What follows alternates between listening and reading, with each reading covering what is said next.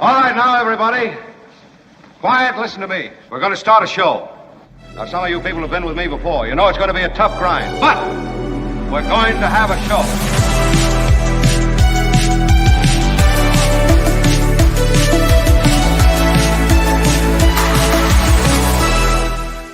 What up, everybody? It's our big Friday show. Come on now. Put it together. I'm loving it. What a crowd. This is the best recorded crowd I've ever played in front of. I'm very, very excited. It's humbling, frankly.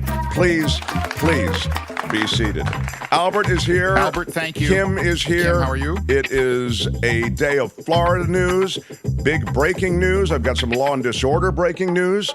I have some...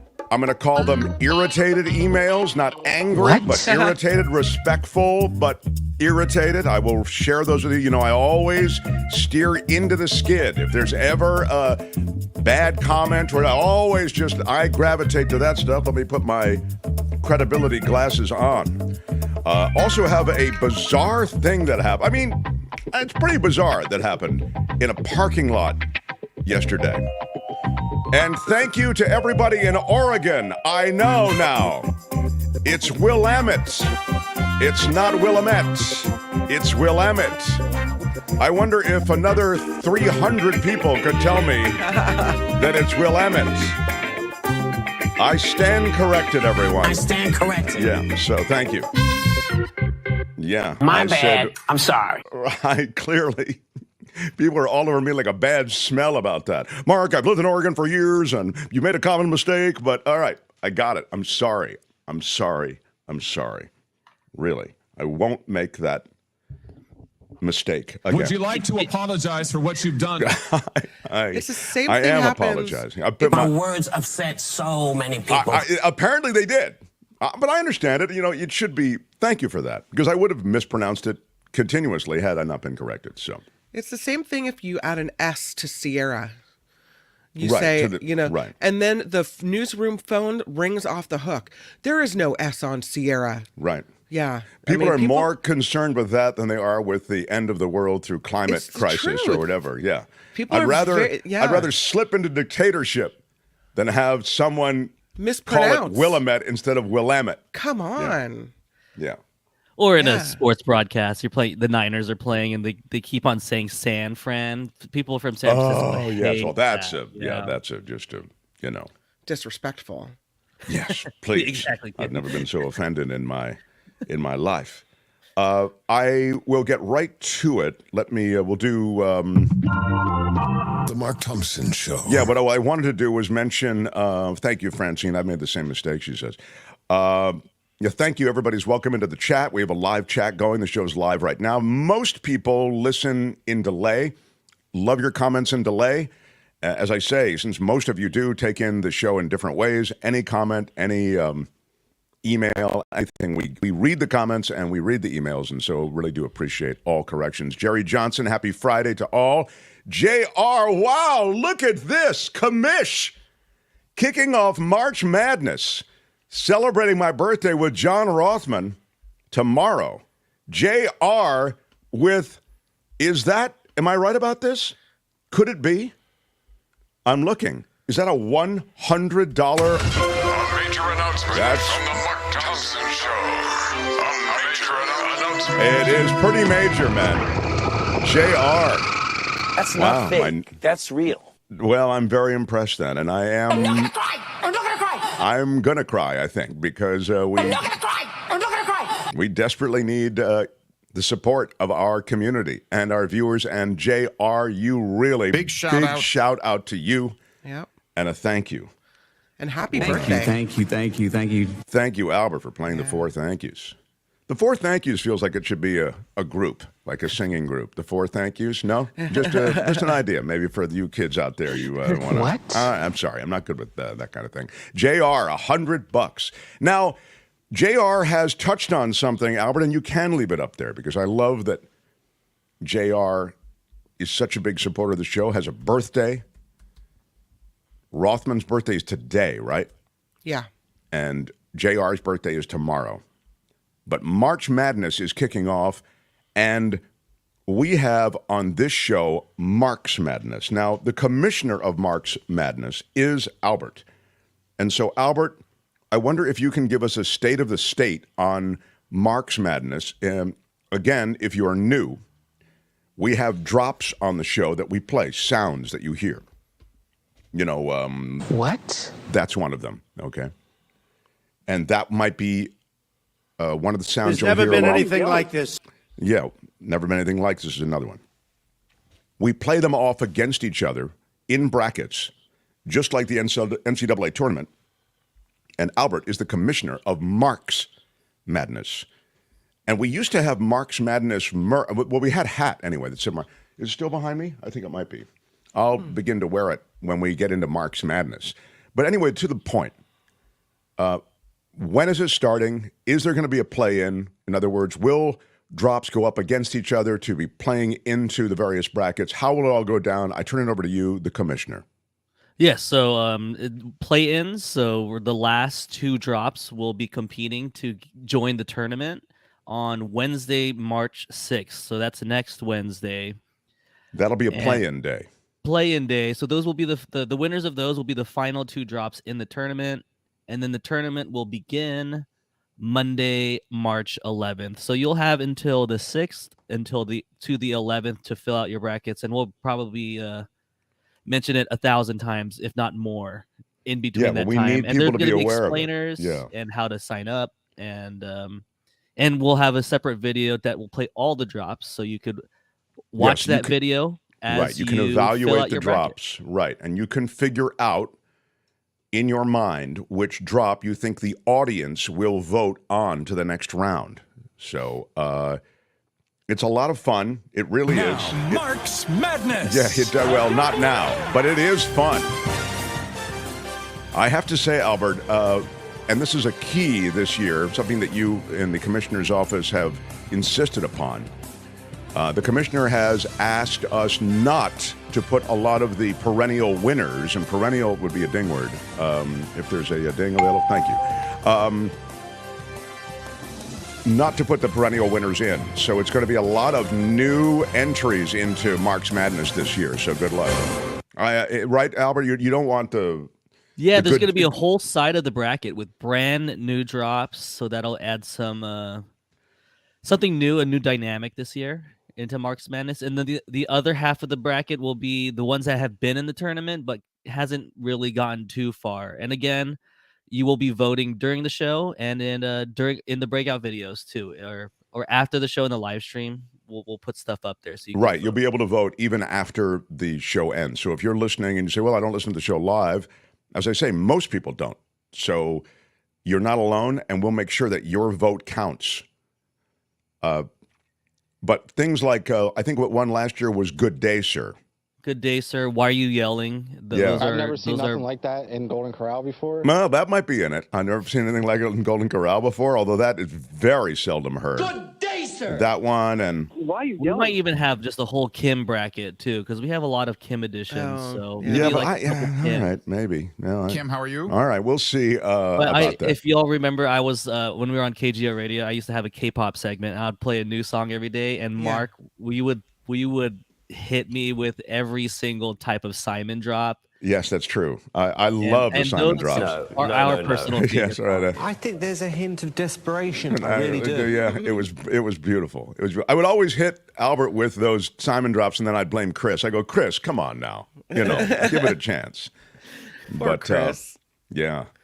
Anyway, that's the story on Mark's Madness. You said you have a parking lot story, and I can't wait to find out what happened in the parking lot. All right, let me just quickly tell the parking lot story. Then I also have, we got news and stuff. And Michael Shure joins today. Politics at the beginning of the next hour. Wow, wait a minute. Look at this. Yeah. Debbie with $49.99. That's $50. Big shout out for all of Albert's extra workload this month. A big shout out. And thank you so much. Go Mark's Madness, says Debbie. I love it. We're all looking forward to Mark's Madness. Thank you so much, Debbie, I must say. Thank you. It is an extra workload. Yes. He does. I'm not going to cry. I'm not going to cry. I thank you, Debbie. That really is great. Need your support, and we really appreciate it. That's a really great way to step up for Marks Madness. Yeah. And it's true. Albert does have the additional workload. Now, I should say, so you don't feel too bad for him, he kind of has a slacker gig aside from this, okay? I mean... Not very nice. He put together a whole Florida. Are you sure you want to be dissing on Albert today? No, I get it. One day a week, he's got a heavy segment to put together. But he does less work here than he did at KGO. Although his work is after the show because he puts together the breakout videos. Sure. So that's really Albert. Look, I adore Albert. You know, I remind everybody that when they told me and I announced on the air that Albert wasn't going to be on the air anymore, I was emotional. I was choking back tears. I really mean that. I love Albert. I was so bonded to Albert. He was so much a part of the DNA of the show. And that was the beginning of cutbacks, you know. I definitely was more emotional about Albert leaving and them eliminating Albert's position than I was about Brett leaving. I will say that. I go, what? Ouch. I didn't. That came out wrong. Wow. I loved Brett. I really did. My poor Brett. I loved Brett, but Albert was part of me. Wow. Like gay penguins? I don't know what. I don't think you need to take it there, Kim. Oh, okay. I really don't. Oh, Delette. We adore Albert, she says. Exactly. Yeah. All right. Well, listen, we got. I don't know how we got onto this, except for the fact that I called Albert a slacker, I guess. Yeah, we started with me a slacker, and then we ended up, I love Albert. So this is great. Yeah. Thanks, it's like he slaps with one hand and soothes with the other. Well, you can tell it's a Friday. Yeah, it's tough love. A good cop, bad cop. I don't need any other cop. I can both be good cop and bad cop. All right. On Brett. So, no, I love Brett. What I'm trying to say is they were both big blows to me, but losing Albert was really, I knew Albert was, Brett was like, it's like losing, your star receiver to another team.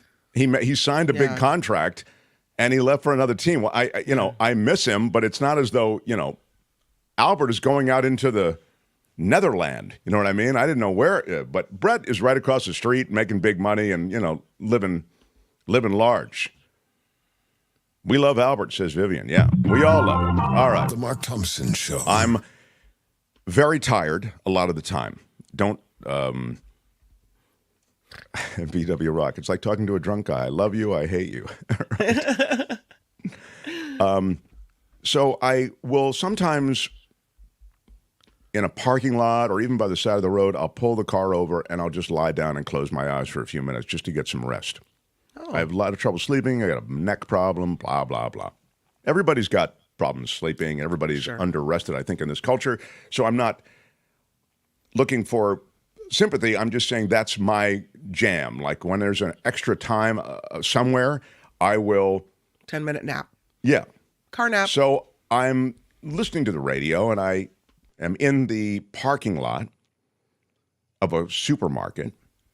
And I put the seat down and kind of close my eyes. And I'm awakened by the sound of the trunk opening. What?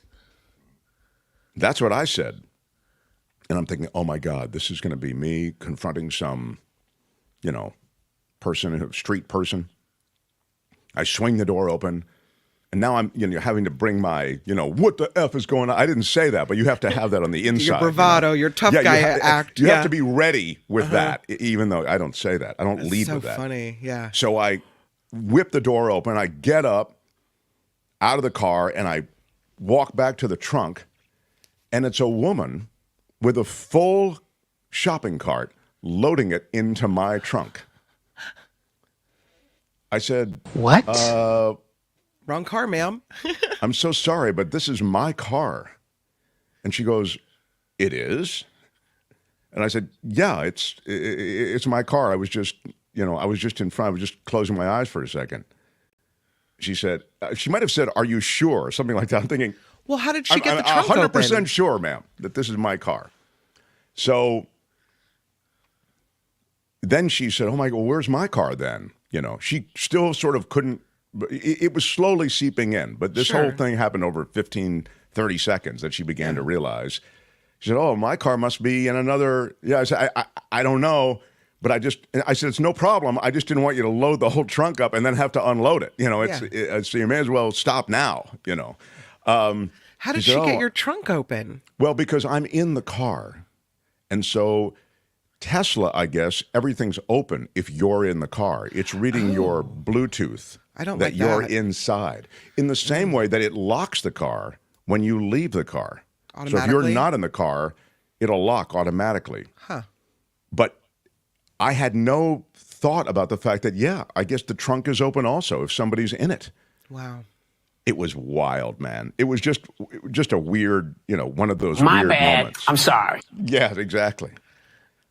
Well, you're like, thank you for the ice cream and the chips, ma'am. I'll take the milk and the bread. Yeah. Tom says, I can't believe there were 2 Ferraris in that parking lot. Thank you very much. Wow. I have a story for you, too. Oh. So last night at Petaluma High School was AP Honors Night. Wow. Kim, how are you? That's your daughter who's crushing it in advanced placement. So you go in and you talk to the teachers and you listen to their spiel and you know, hear about will be required in this class, etc. What? I'll ding spiel. Go ahead. Yeah. Okay. And so I'm in honors chemistry and I'm looking up at the ceiling and I see this. And I'm across the room from it and it looks like mold on the ceiling. So when she's done giving her talk, I kind of walk up to her and I say, so are we concerned at all about the ceiling in this class? Because my kid's going to be in here for, you know, all next year, right? And I'm thinking, I don't want her in some moldy classroom. And she looks and she goes, oh, and she knew what I was thinking. She goes, that's not mold. That's burn marks and holes. I said, what? She's like, yeah, a kid burned some holes in the ceiling last year. We haven't patched it up or fixed it, but it's not a problem. Apparently, it was fake. That's some real. type of chemistry experiment gone wrong or very right.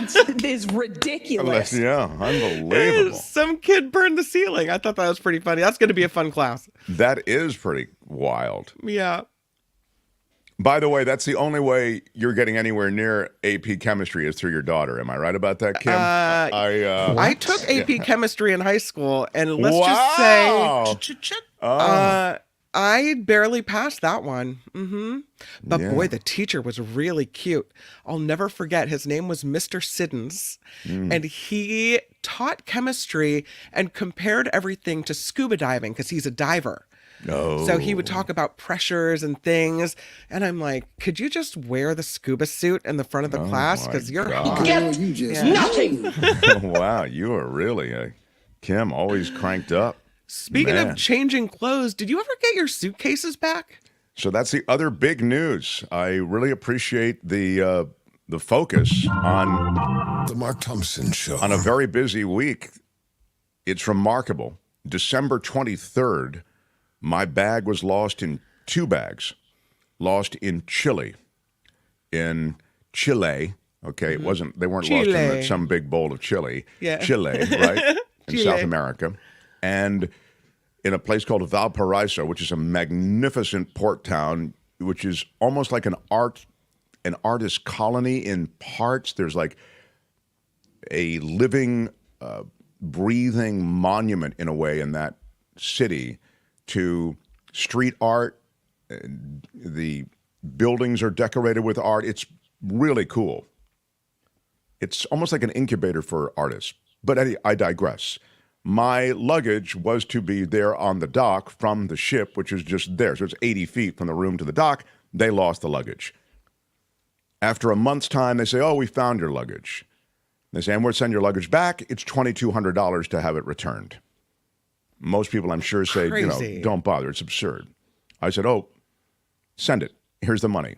Because I'm going to get that money back. And I want that luggage back. And I'm not going to, the luggage, they sent me a picture of it. It's like sending a picture of a family member being held hostage in Valparaiso and go, we'll return your family member, but we need $2,200. So sent him the money, gave him the money.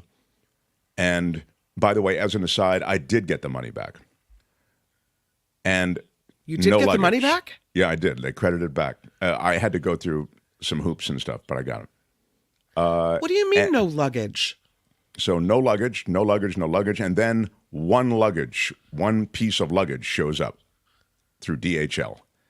And remarkably, I think I reported this the other day, the rum made it, the wine made it. It was all wrapped up in bubble wrap, which is the way it was when I packed it. And was anything missing?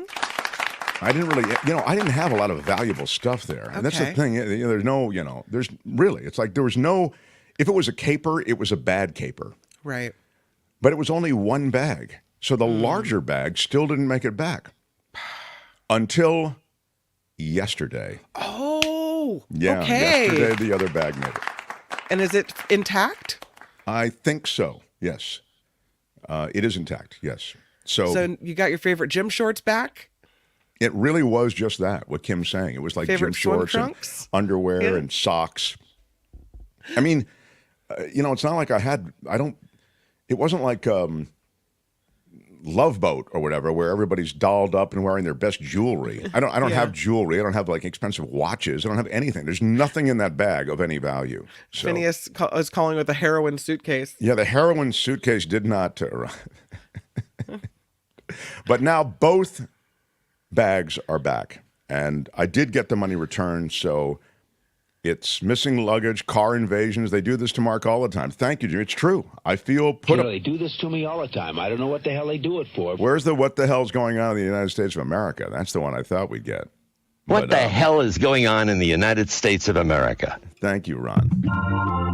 The Mark Thompson Show. I want to just quickly address something substantive on the show that happened yesterday, and that is the conversation we had with Steve Garvey. And then I will hit you with some law and disorder.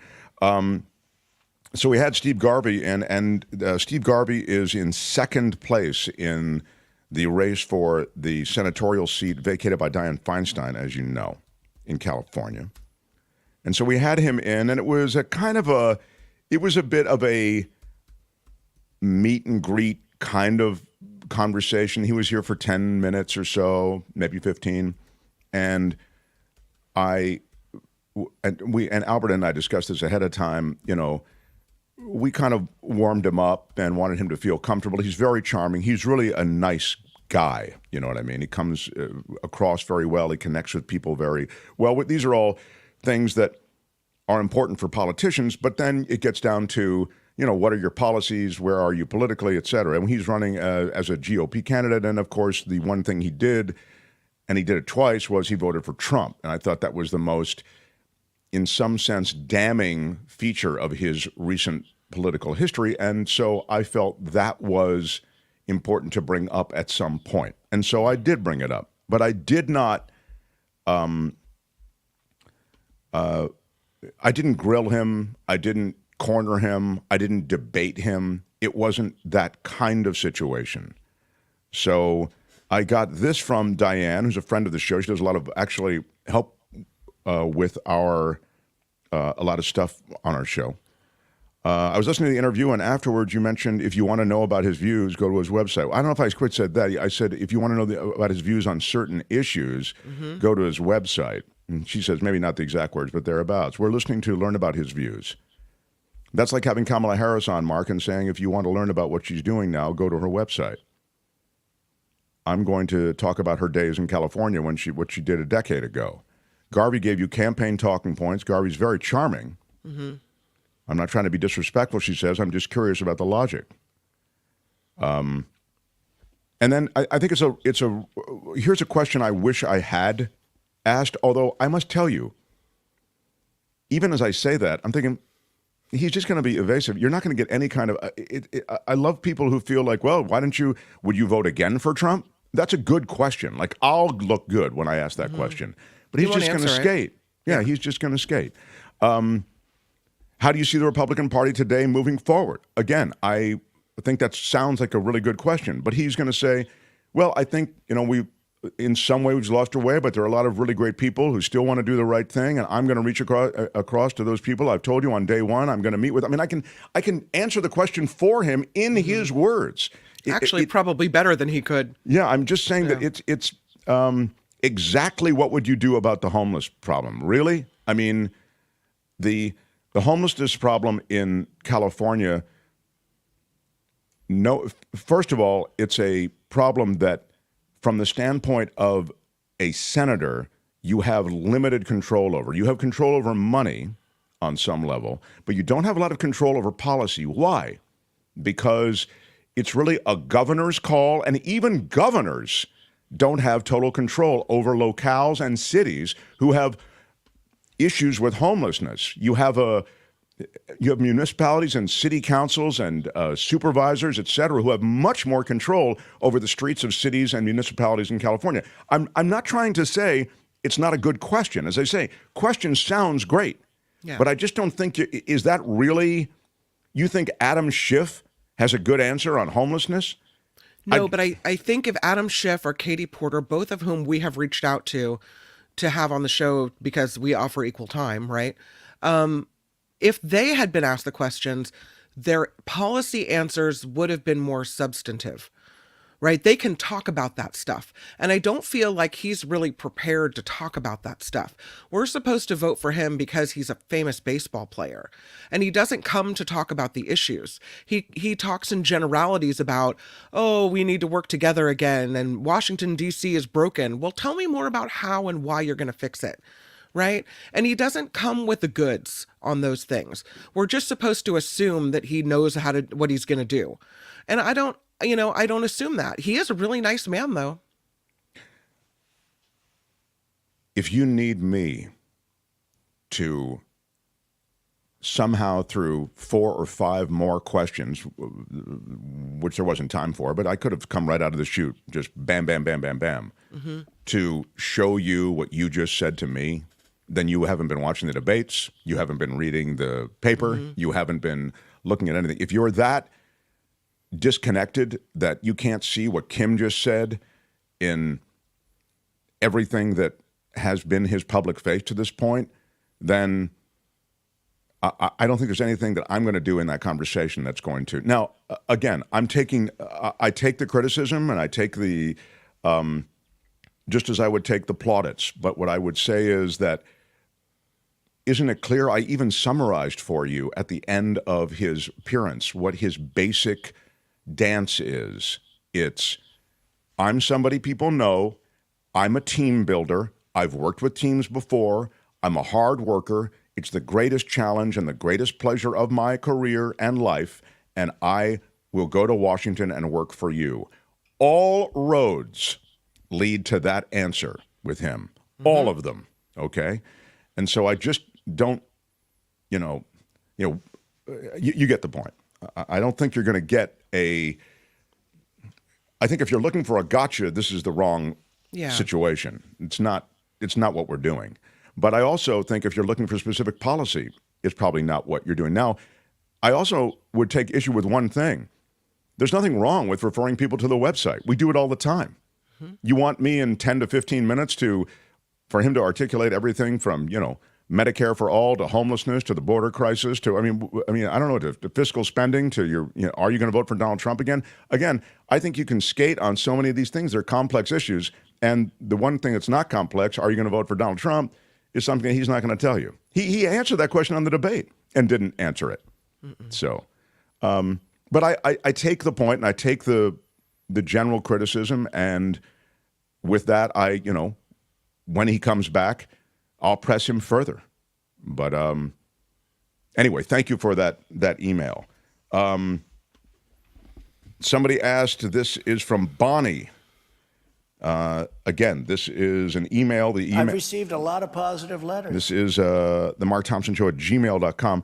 Bonnie asks, can the rod of equity be revoked? Finally, something that matters around here. The rod of equity and mercy is what it's called, first of all, as you're aware. And the thing about the rod of equity and mercy is that the rod of equity and mercy. I actually looked into the bylaws when I received this email. And the rod of equity and mercy, and this surprised me, it can be revoked. No, that's not the rules. What? Yes. No. Apparently, no, it's rarely done, but revocation of the rod of equity and mercy is possible. So again, Who is having that conversation? She brought it up. Bonnie did. And in a way, I'm happy about that because I think people are stepping out on me a little bit, and I'm ready to. I'm ready to get maybe like this. Yes, It should be egregious. Then I mean, what rises to the level of a revocation? Yeah, revocation and egregious. Yes, that's right. I like how this is very out of the blue. Like we haven't played that drop in a while, and then just out of nowhere, this email comes up. It gives Where like, are my weed smokers at? you was just thinking of it, and it just came up, and you're like, yeah, let me email. I, first of all, don't like you, Albert, referring to it as just a drop. Albert, thank you. It is not just a drop. And Bonnie understands it's not a drop. It is a real thing. It is always available to me at all times. Receive the rod of equity and now its revocation has now become something that is an issue on this show. Why are you yelling? Ron launching a formal protest. You do feel more powerful to me when you're holding that thing in your hand. I am more powerful. I have the power to bestow the rod of equity and mercy at the same time as I have the power to revoke the rod of equity and mercy. I'm telling you something. It's right here always. Ron Cook challenging this result. By the way, before Kim's news, Mark shall take it. No, I mean, and you know what, Kim, and I don't mean this in a bad way. In the same way, Diane is respectful with her criticism of me. But if anybody flirts with revocation, it's Kim. Am I right, everybody? You know I'm talking about. Are you kidding me? You know I'm right. All right, now there is news. Did I put it in, Albert? I wanted to put it in. I thought this was pretty big, especially related to the what? Yeah, that drop. You saw the news of Oprah, right? That's right. Oprah has resigned, my friends. It's true. Yes. Oprah has resigned. She's leaving. She's done. Good day, sir. She's leaving Weight Watchers, leaving the board. The deal on her is that she had used Weight Watchers, apparently. And what is going on here with this? Won't open for me now. Seriously? Well, let me tell you this, because I know this story.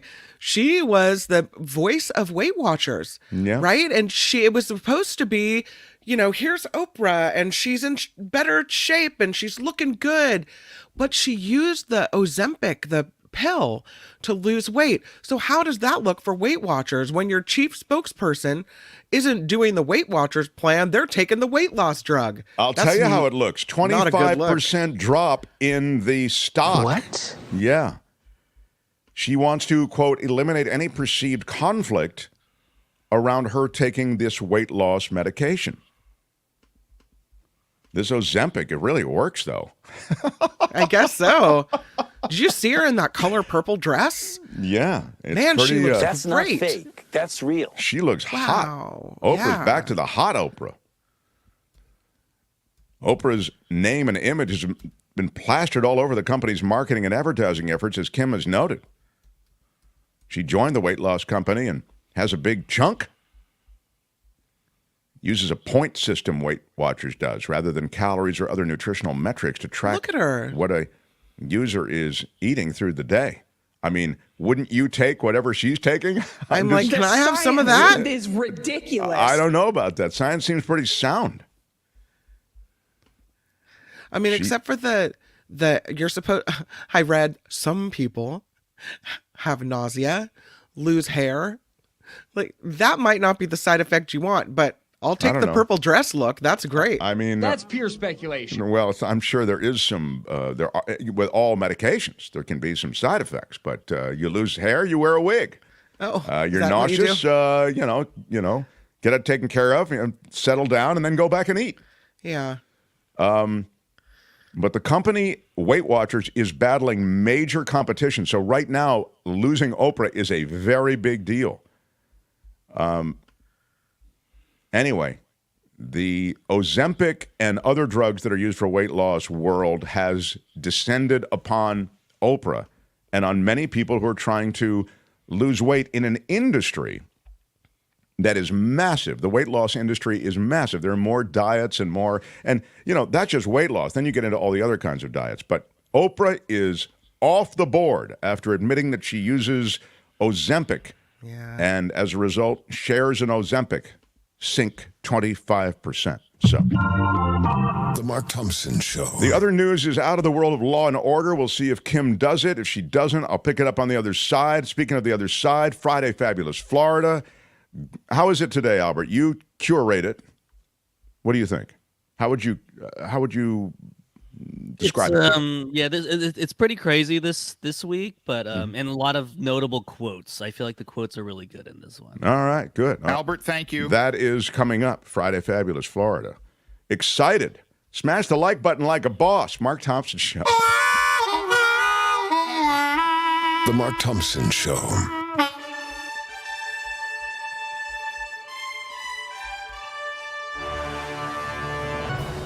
On the Mark Thompson Show, I'm Kim McAllister, and this report is sponsored by Tenuta Vineyards in beautiful Livermore. Let's talk about Fani Willis for a minute, because closing arguments are underway in the Georgia hearing to determine whether the Fulton County District Attorney should be disqualified from former President Trump's election interference case. At issue, claims of an improper personal relationship between DA Fani Willis and the lawyer she appointed as special prosecutor in that case. Meanwhile, a federal hearing in Florida today could determine when former President Trump's trial for mishandling classified documents begins. And it looks like another delay in that case. He's got delays all over the place. So working that That's judicial his plan. system. Delay, yeah. Delay. Wow, the snow is coming in. We've got a big old storm. It is a blizzard warning in the Sierra. Serious, really serious for people that are on the roadways. Yesterday, there was a jackknife big rig on 80. They're closing down Yosemite National Park. Blizzard warnings have a lot of people on edge. More than 500,000 people in California and Nevada are under the threat of a blizzard with up to 10 feet of snow expected in higher elevations, whiteout conditions. In Texas, though, at least 2 people are dead as major wildfires rage across the Texas Panhandle and parts of Oklahoma now as well. This is huge. The Texas fires, it's just, they're unabated. They're trying to get the upper hand today because I think they've had a little bit of a break, but the reality is that there is worse weather, I think, coming for them this weekend. That's what I was reading. Oh, God. Well, yeah, it's a serious business. And it's interesting that here we have just, different weather, but extreme in both cases.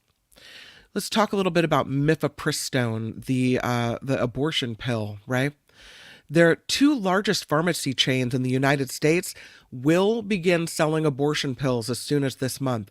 Walgreens and CVS will start selling mifepristone at certain pharmacies, but only in states where it's legal to do so, according to separate statements that the FDA certified both chains now to dispense the pill. There's a brand of hydrogen peroxide mouthwash being recalled for the risks of poisoning in children. This is no good. The Consumer Product Safety Commission says Heritage Store hydrogen peroxide mouthwash's packaging is not child resistant, as is required for products that contain a certain amount of ethanol. It said customers should move the mouthwash to a place that kids can't reach. So, yeah, you don't want that. I've never known whether mouthwash is really poison we're putting in our mouth, and it depends on the mouthwash, of course, but or if it's really like a useful part of oral hygiene. And by that I mean, if you read, and I just did this last week, if you read the label, which I'm sure they make as watered down as possible so they don't it don't scare anybody, you get the sense that they say, do not swallow, caution, do not swallow, do not swallow. So it is in your mouth, and whatever residual amount is in there is going to likely be swallowed. I mean, not talking about the entire gulp, but you know what I'm saying. Right. Just how dangerous is that stuff? And then I hear you say, whatever chemical that you mentioned. It's ethanol. Yeah, I mean, that's not something that you want to have in you. I guess I'm asking you, you're a mother, you're smart, you were advanced placement chemistry with a hot chemistry professor. Tell me, is it bad for you, this ethanol? I mean, if a little bit, a few drops of it get down there? I mean, what, if you drink it? I don't necessarily I'm not saying think drink it. so. You understand what I'm saying? You swishing it around for 30 seconds or whatever. You spit it out. I've heard different things. I've done a lot of research because at the beginning of the pandemic, they were saying, many people were saying, if you use something like Listerine, which is a very strong effect, that ethanol in your mouth could technically kill the creepy crawlers at the back of your throat and could help you stave off some type of infection. So I tend to think that that's true. I think the jury is still out on that, but I don't think if it would be on the market if it was something that would hurt people.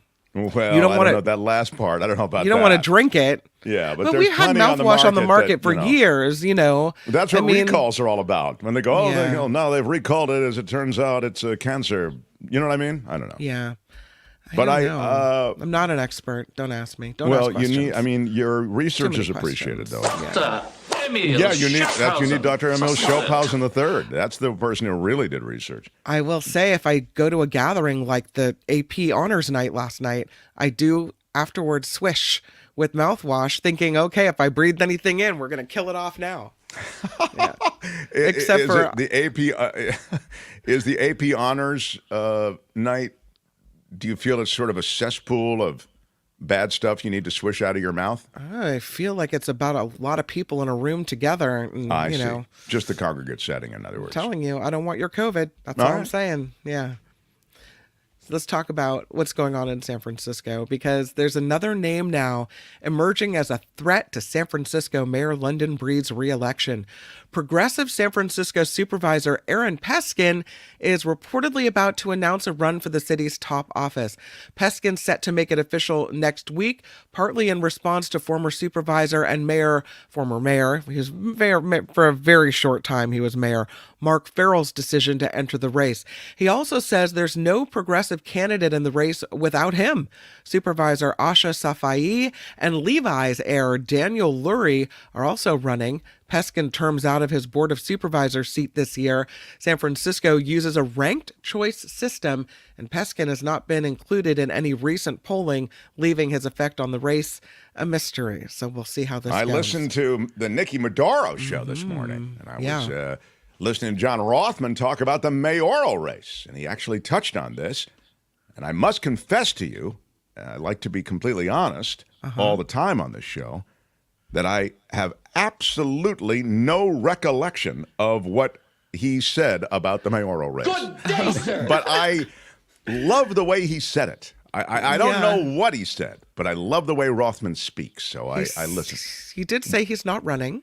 Yeah, but what did he say about this progressive... He said he's not surprised that Peskin is running because he was termed out. He said he's a good man. I think I heard him say that. He said the Democratic Party in San Francisco is backing Mayor London Breed.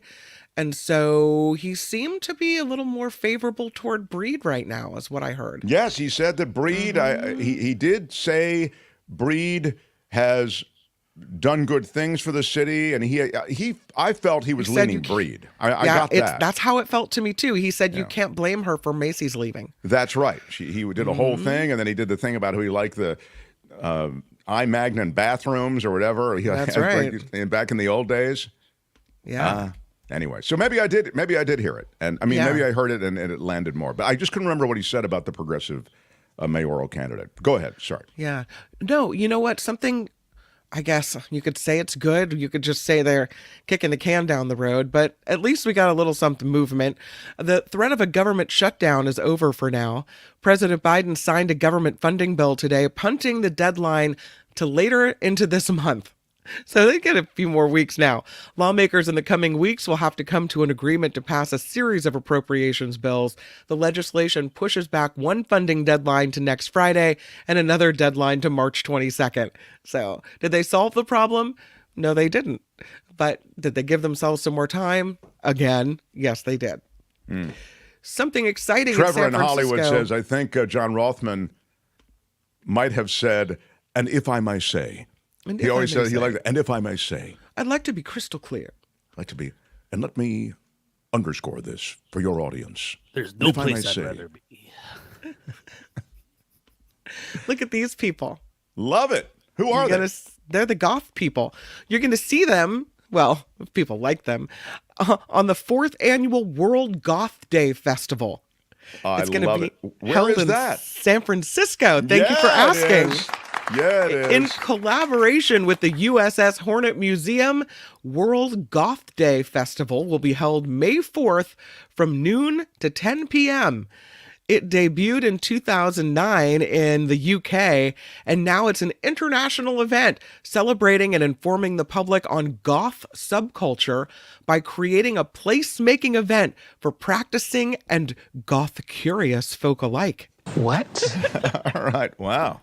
Just in case you're goth curious. I love it. Yeah, it's going to be a very dark day in the city.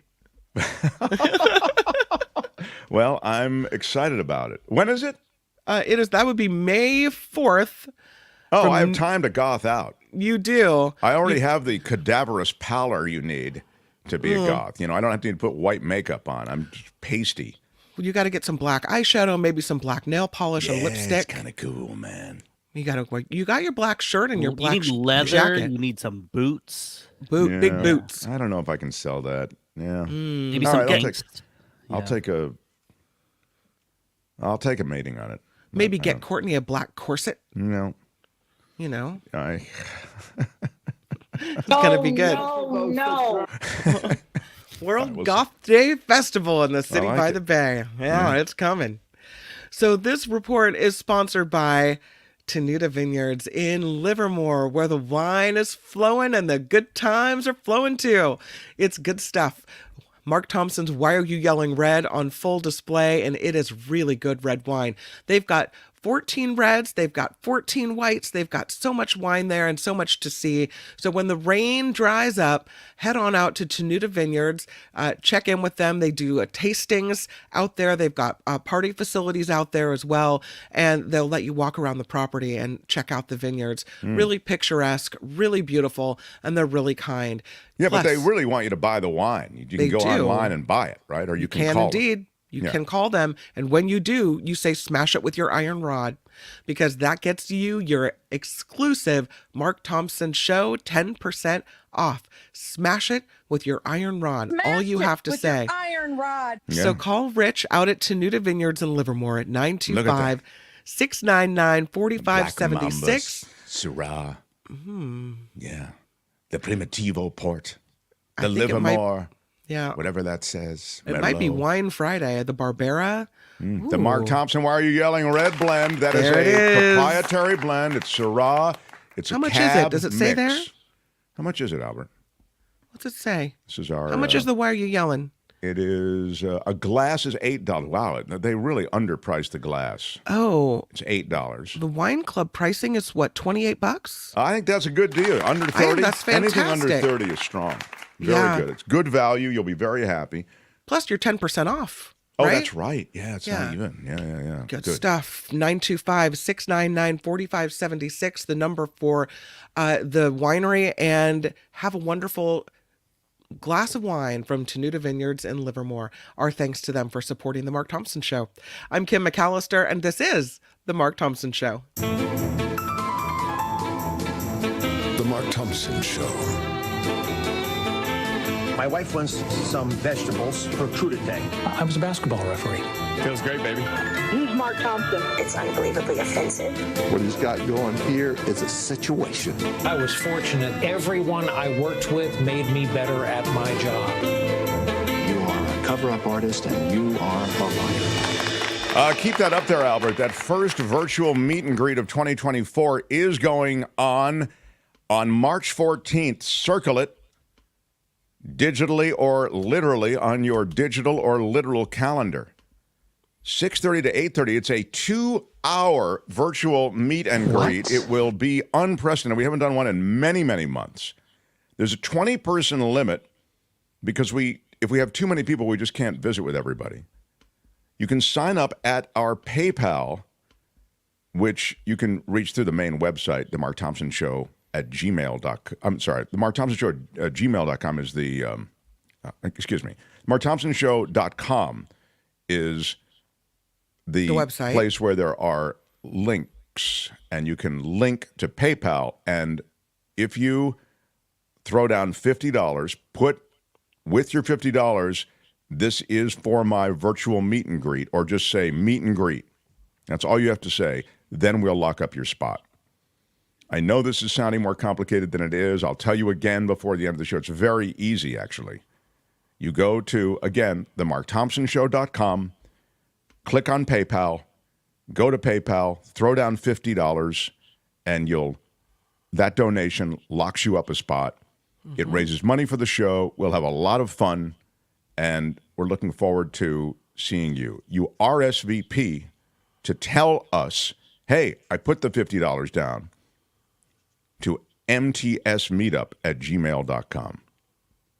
So 2 things, the $50 on PayPal and then the RSVP. But if you just put down the $50 at PayPal, we'll see that it says meet and greet, and so we'll add you to the list.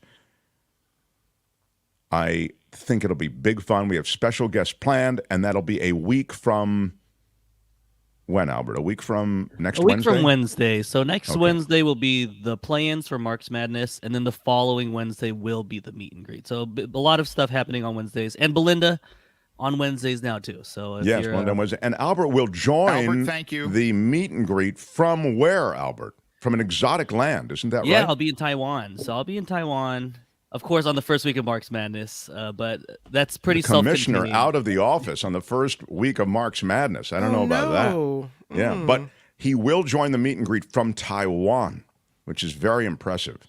So good stuff. Anyway, we hope to see everybody. We'll tell you again about how to do it if that is a little too complicated. In fact, we're going to record something also about how to register for Mark's Madness. All of that's coming from the commissioner's office. You're doing that, what, this weekend? This weekend, and we'll have all the drops in there sometime, this weekend for all of that. I'll connect you to this weekend, too. Wow, we're really late, and I blame you, Albert. Albert, thank you. I do not understand how we got so late. This is Friday Fabulous Florida.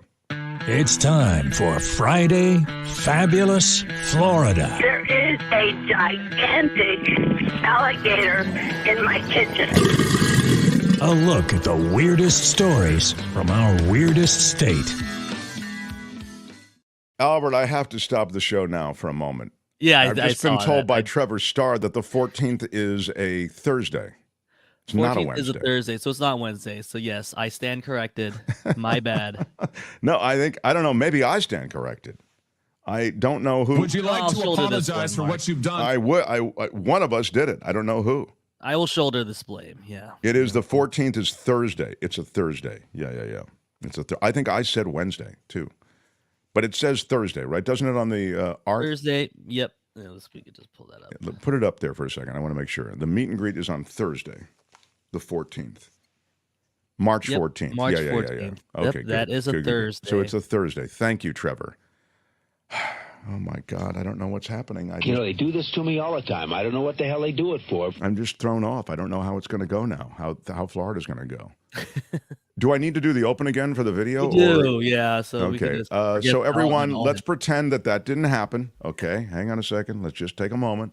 The Mark Thompson Show. Oh, my God. This is Friday Fabulous Florida. It's time for Friday Fabulous Florida. There is a gigantic alligator in my kitchen. A look at the weirdest stories from our weirdest state. I will tell you that John Daly has his regular job now that has encroached upon his ability to make it here. So there is no John Daly, but I will nonetheless take you to a glamorous arrestee at a late-night Wendy's visit. This dude's late-night Wendy's visit ends in arrest on his birthday, though. So there's that. I mean, maybe the best birthday ever. He turned 25, and it's honestly, I don't see the problem. It's what you do on your 25th birthday. He threatened to kill an employee and smashed her hand in the drive-through window because of a refund issue. So What? Yeah. His birthday is out of hand. Yeah. I mean, I know what you're thinking, bouncy house, drinks with friends. That's old school. Now you've got to threaten somebody's life, smash their hand. Reginald Baker, there he is, 25. Happy birthday, Reg. He was arrested and charged with battery after what happened at a Wendy's in Reddick, Florida. Oh. It was shortly after midnight. He was in a celebratory kind of way.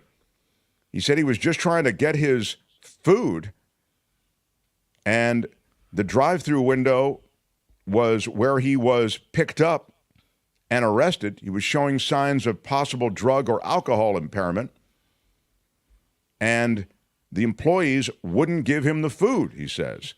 So he knocked on the window to get the employees' attention. It's what his story is. And he wanted a refund. The Wendy's supervisor said that he started to punch the window and threatened to kill her. Yeah, the two got into an argument over keeping the window open or closed, and that led to him smashing her hand with the window. Ow. He yelled, "I'll kill you." Over a Wendy's refund? How much could it have been? Well, it was his birthday, to be fair. I mean, he, when the employee locked the window, he hit and spit on it. Gross. Yeah. BB says birthday handcuffs are the best. Well, hopefully he got some cash for his birthday because he's got to post $1,000 bond. Yeah. It's not a good birthday when you end up in lockup the next day. There's a Florida guy who was accused of trying to steal a plane. He didn't get far. Detectives say that 2 maintenance workers noticed a plane in the grass with a broken wing and an open door. Supposed to be on a designated ramp, of course. They found a ballistic vest, magazines with ammunition, and an assault rifle also. That sounds like a Florida That man is a total kit. Florida constellation missing a couple there. drugs in there, but yeah, that's a Florida man starter kit. Stolen plane, flak jacket, magazines with ammo, and assault rifle. Well, they found through surveillance video this guy, Bruce Plummer's his name, and he was arrested. He has a criminal history. It will come as no surprise. Several DUIs and violation of probation.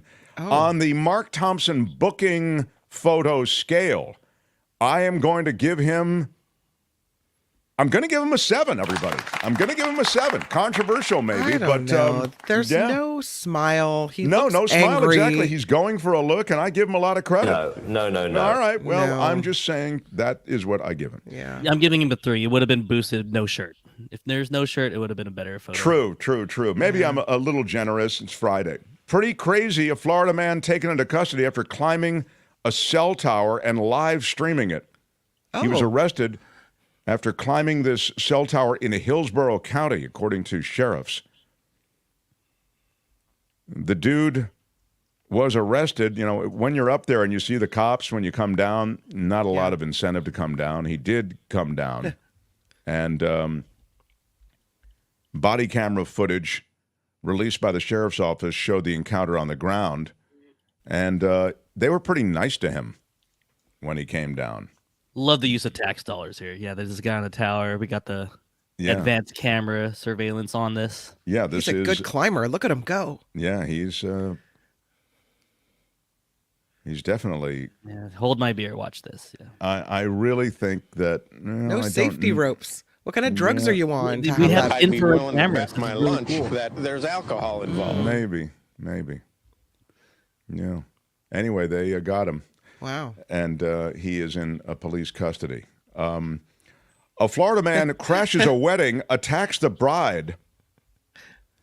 Ronte Stokes, 45, gets hit with felony battery.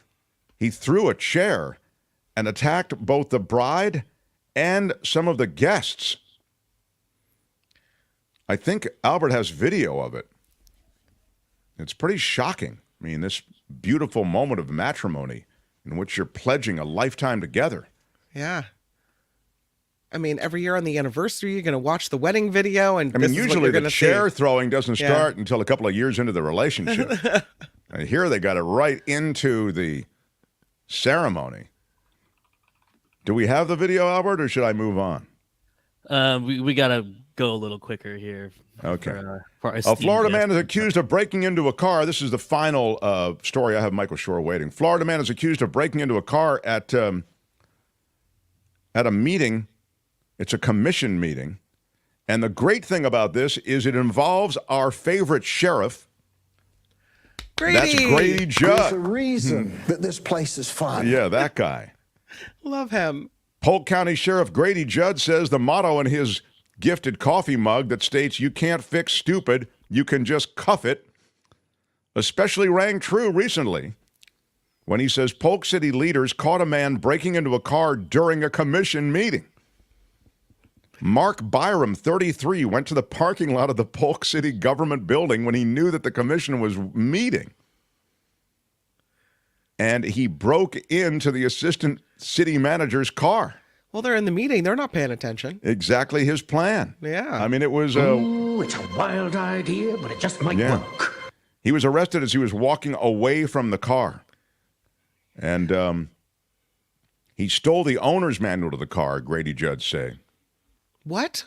And then he said, Grady said what he loves to say, which is, you can't fix stupid. You can just cuff it. What he's got going here is a situation. Yeah, they found drug paraphernalia, possession of meth, etc., in the man's car.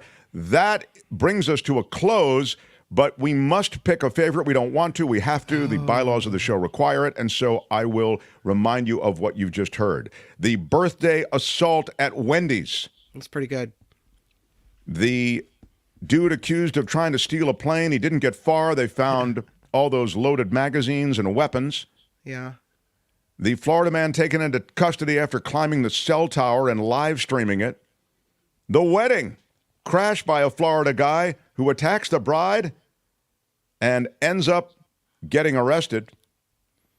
The dude who was accused of breaking into the car at the commission meeting. And you can't fix stupid. You can just cuff it. Albert, I ask you, what is your favorite, please? I got to go with the cell tower guy. They just for the fact they use an infrared camera on that, and I just love how their tax dollars are being used. Albert, thank you. Right. Cell tower gymnastics, said Maud. She agrees with you. Kim, which one do you like? I might have gone for the wedding attack, but I think I have to also take the cell tower Spider-Man. That's right. Cell tower. Albert, thank you. Yeah. Oh, that's a Kim, actually. Kim, how are you? Thank you. Okay. Yeah. Now I will offer, there is no right answer, of course, but they're all equally stand up. But the right answer is the wedding. Yes. That is Friday Fabulous Florida for today. This has been Friday Fabulous Florida. There is a gigantic alligator in my kitchen. Y'all come back now, here.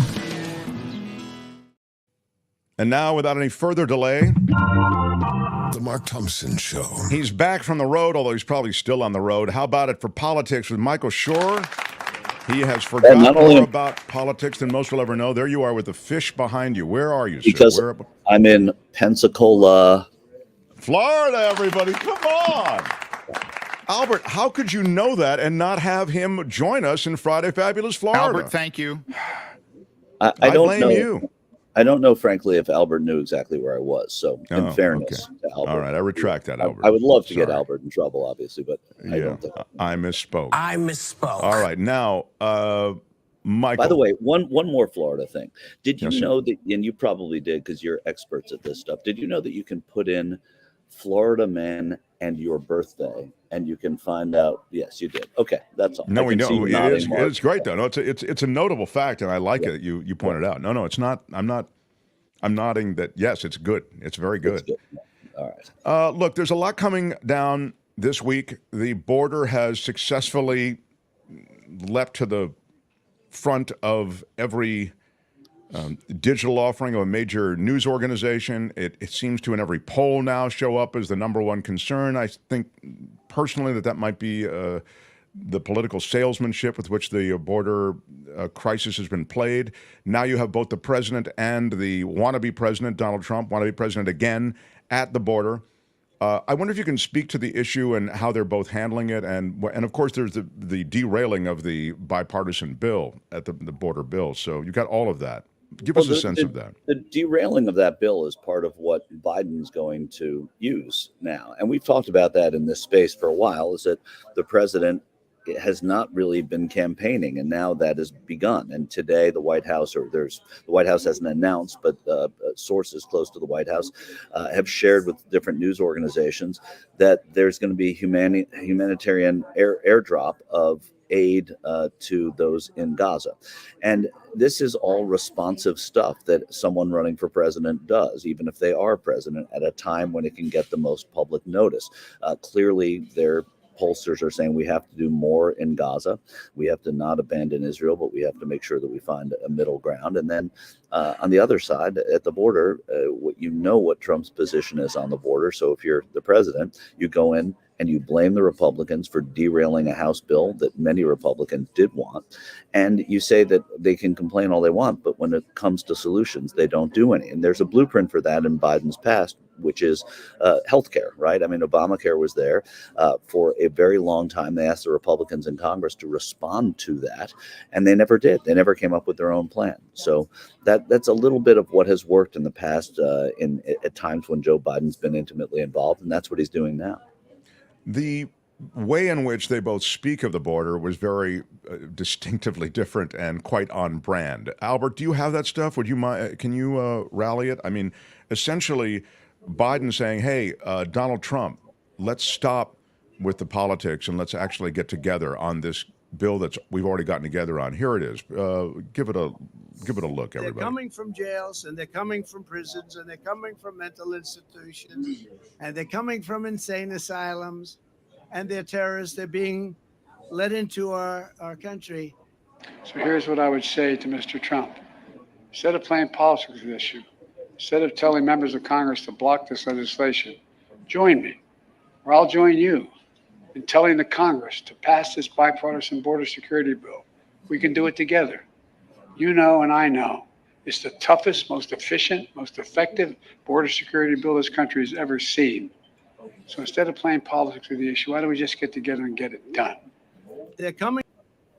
No, I mean, you see there right. Okay. And what's the president doing? And I'm not being cynical. I'm being practical. He's playing politics with it because they're both politicians, and there's nothing wrong with playing politics when you want to either hold the White House or win the White House. So what the president's doing is saying we get things done. You know, politics is the art of the possible, it's been said, and we get things done through politics. And we had something that you persuaded members of your own party in the extreme right not to do because it would make you look better. Don't do that. Don't play with people's lives and this problem. And it's exacerbated also by Trump, saying things as he wants to do that aren't true. These people are not, it's not like there's this rush of people coming from mental institutions and coming from prisons. Yeah, I mean, do some bad people get in? Yes, but most of the crime that happens in America is perpetrated by Americans, people who were born here, not people who have come across the border recently. So again, it's playing politics to what Trump wants to do, which is scare America to death, and what Biden claims to want to do, which is to make the problem better and to work across the aisles, and that's his style. The messaging about the border and what you just said, you said something super important, which is associated with this message that there, the crime doers, the evildoers, the badness is coming from south of the border. It's coming with immigrants. That's a messaging that Trump has continued, and it lands with a lot of people. In polling, Michael, isn't it borne out that people still have this sort of misshapen view of this issue?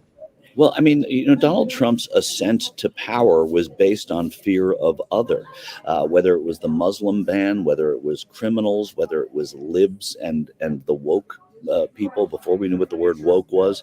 That was his currency politically, is to rile up a latent part of the body politic to come out and start voting for him, people who had been silent before, and he emboldened them, and then he won. So I think he's going back to that playbook here by saying everyone who's coming across is a criminal. Right. Well, okay, you can say they're a criminal for crossing the border, but he's saying they were criminals before they crossed the border, and that it's all a bad element. And the people that adhere to, what he believes, they're going to believe anything he says. And if he says they're all bad, then they're all bad. If they're all other, then they're all bad to them. I'll ding latent. Yeah.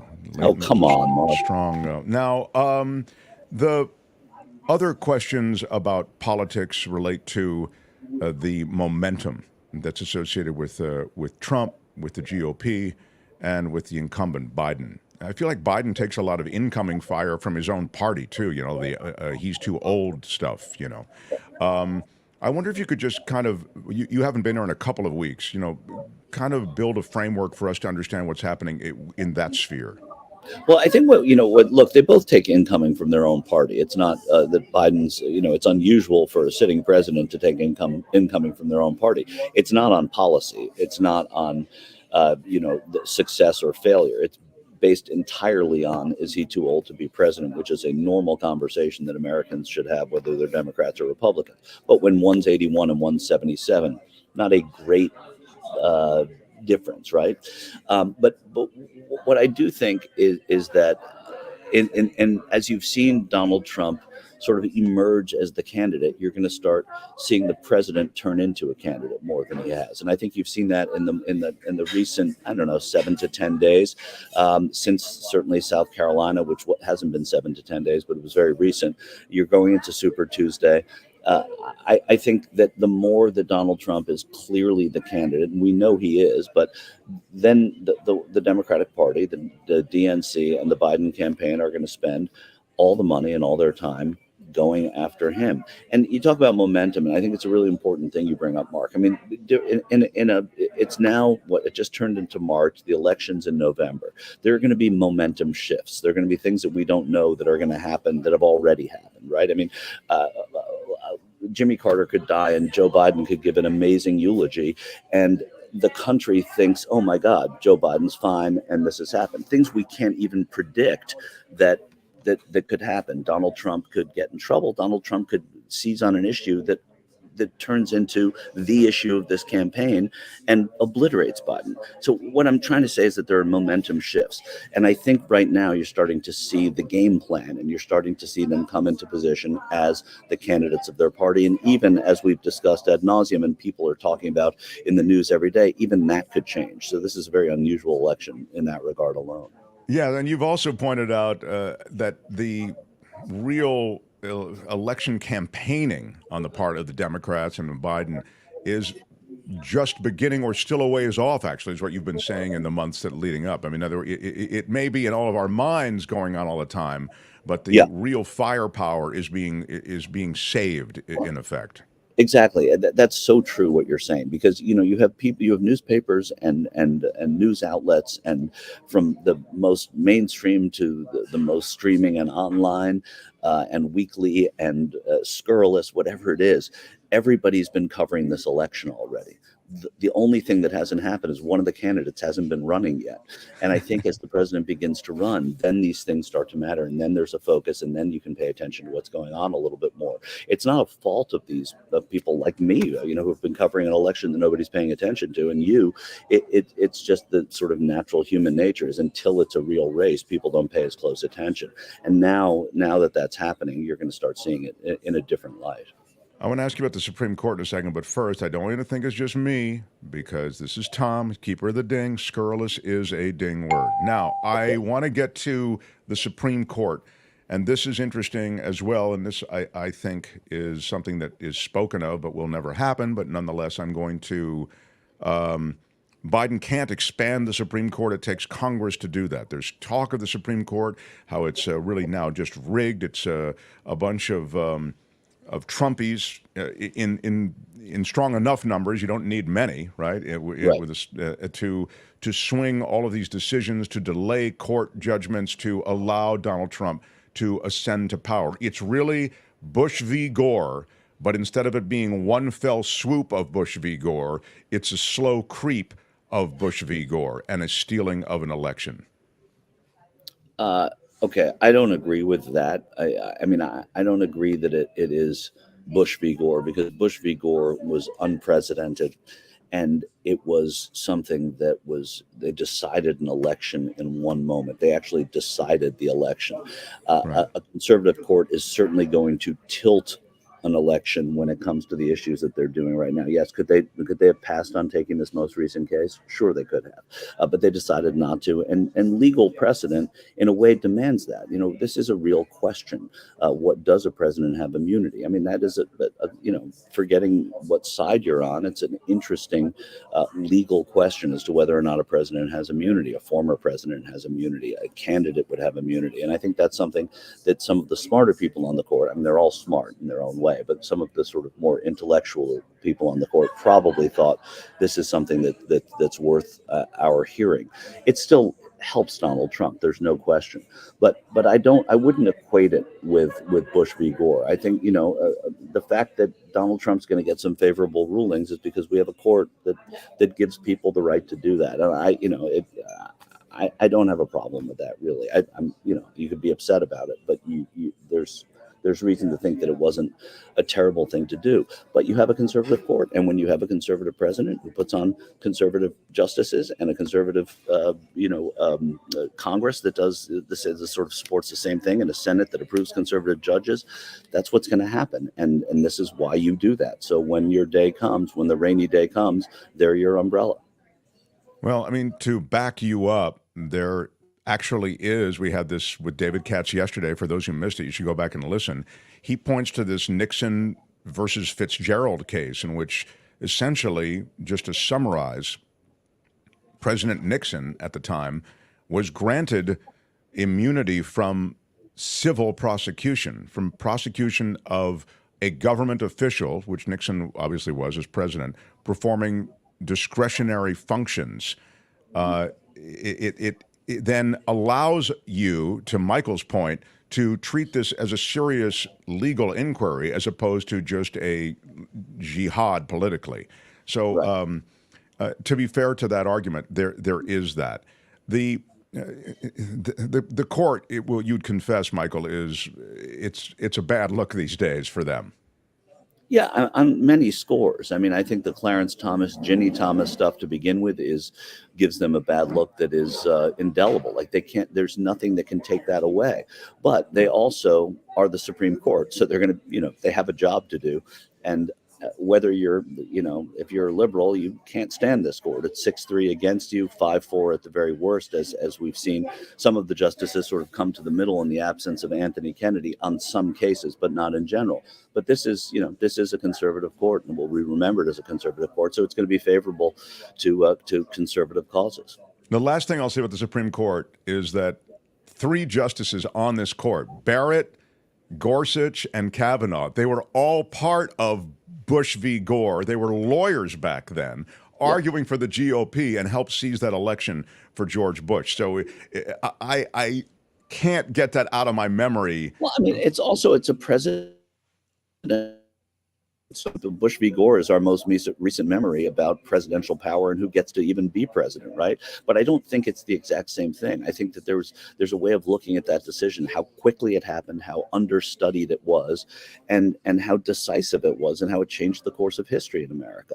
So that is a very different case than I think hearing about presidential immunity. I know what you're saying. A lot of the same players are there. They're always going to be there. I mean, conservative people who end up being conservative justices on the Supreme Court have a long history of case law. There are people right now working on cases, and one day they're going to be on the bench, and we're going to look and say, oh, but they were working on the immunity case against Trump. Well, that's just how you get to the Supreme Court, is working on these sorts of cases. I'm not dismissing what you're saying at all, but I don't think the two cases are the same. Hunter Biden faced questions, as you know, behind closed doors. They talked about his business dealings, his drug abuse. I mean, it was really a chance to fry Hunter Biden. This House Oversight Committee didn't get any, from what we can see, blockbuster testimony from all of this, right? It was yeah. I mean, the teeth have really dulled on that committee so far. I think with that one witness who the FBI indicted for perjury, for lying about testimony and lying about evidence, I think that from there the momentum, the wheels started coming off a little bit. They said they're going to keep doing it. The other problem you have is that you have Republicans on the Hill who are now at each other again, like we saw with Kevin McCarthy, like we saw, with the election of Mike Johnson on the whatever umpteenth ballot it was. Maybe it was a little longer, a little shorter than that. But even now, Patrick McHenry, who you remember was the interim speaker, the speaker pro tem between McCarthy and Johnson, he's saying that he doesn't like the way Johnson's working. So all of the deputies of Kevin McCarthy are backing McHenry now. So the division there means that these kind of cases are going to have a very difficult time going forward. They're doing a lot of distraction. They impeached Alejandro Mayorkas, and the Senate, it's not even going to take it up because they know where it's going to go. So they're going to have to eventually, but they're putting it off and putting it off. There's a real fractured Republican presence in the House, and I think that speaks. I think that helps Hunter Biden, we should say. But again, Hunter Biden might be helping Hunter Biden too. Yeah, I mean, he was absolutely unequivocal about the fact that his dad, Joe Biden, the president, got no money from any of his businesses at any time, and they don't have any evidence that Biden did get any money. And as right. you suggested, go ahead. No, the mere fact that he's doing interviews like that means that they really want to get ahead of this, and they feel like they have some kind of momentum in this case too. Yeah, it is effed up though, isn't it, Michael Shure, that people can, and I'll wrap up with you. I know you have stuff to do. You're out there on the road, but it is effed up that it is legal for, but yet it's the way society is set up that if you know somebody who is connected, then people want to do business with you because you can help get them to the person who's connected. It's true with Biden. It's true in Hollywood. It's true so many different places. That's how this Burisma thing happens. Totally. I mean, we now have something called Nepo baby as a term, a phrase in the vernacular. I mean, Nepo baby is exactly that. Is Hunter Biden a Nepo baby? Yes, but you don't even have to. When your father is Joe Biden, he's been vice president, been a senator for 30 years. He's run for president for 3 times. You don't even have to say anything. Your last name is your last name, whether you want it to be or not, right? I mean, so even without forcing it upon people, if people know that, it's exciting to do that. If you were, if you knew you could have, open a restaurant with Jim Jagger, who was Mick's brother, you'd be like, okay, I have some investors. Getting Jim Jagger involved would be kind of cool. Never met Jim, but it would be helpful to get people into my restaurant. It's that kind of a thing. And so how you use it, of course, it can be brought into question. But when your last name's Biden, like your last name's Kennedy or your last name's Bush, it's going to open doors without you even pushing them. Where are you then? You're at rallies. These are Trump rallies? I'm headed to Richmond, Virginia for a Trump rally tomorrow. So I'll be talking to Trump voters outside, asking them how Black History Month impacted them. And, I have to say, the stuff you've done is super viral. It's really gone all over the place. I've seen it everywhere in feeds and of all sorts on TYT. You've done it for so long. I leave you with this question. Trump rally after Trump rally. Nikki Haley is your only real brief respite from Trump rally after Trump rally. Are you beginning to understand the MAGA dream, Michael Shure? Yes, I've sipped the Flavor Aid because it wasn't Kool-Aid in Guyana, by the way. No, there's never been anything like this. Yeah, all right. Never, I think just very quickly, I spend most of my time outside of these rallies. Last week in Columbia, South Carolina, I decided I hadn't been inside for a while. I was going to go inside. We went in when Donald Trump was speaking to the Federation of Black Conservatives, and it was their honors, and 440 people from around the country in Columbia, and Trump spoke to them. And again, you heard the same refrains and the same sort of base language and all of the things that attracts the people that are attracted to Donald Trump. You saw it in action. There's not a lot that's changed even since 2015. And this is going to be what he tries to do. And whether or not it works or whether or not it's playing to just the same crowd, we'll see. It worked last time, but yeah, as you say, he's just he's playing it didn't the work hits. the next time. It didn't work the next time, though. Didn't work the next time. You're right. Well, I like that you're going inside the rallies, but I want to say that's how it starts, Michael Shure. That you start, well, I've been outside. I'm going to go inside. And I'll only be outside tomorrow, I promise. Before you know it, you're wearing a red hat and gold shoes. That's all I have to say. Michael Shure, everybody. As long as it's a 49ers hat, I'm fine. Thanks, pal. Appreciate it. The Mark Thompson Show. Right on. Love it. Michael Shure, no one has appeared on the show with a large ceramic fish behind them before. It is a first, and I liked it. And from Florida. This is fantastic. From Florida. I know we had a kind of a thematic thing going there. It was sort of fun. Good job, Albert. You've gotten us back on time. How did you do that? Now, Michael kind of got us going there. He had to leave early. That's right. Sure, we would have kept it a little longer.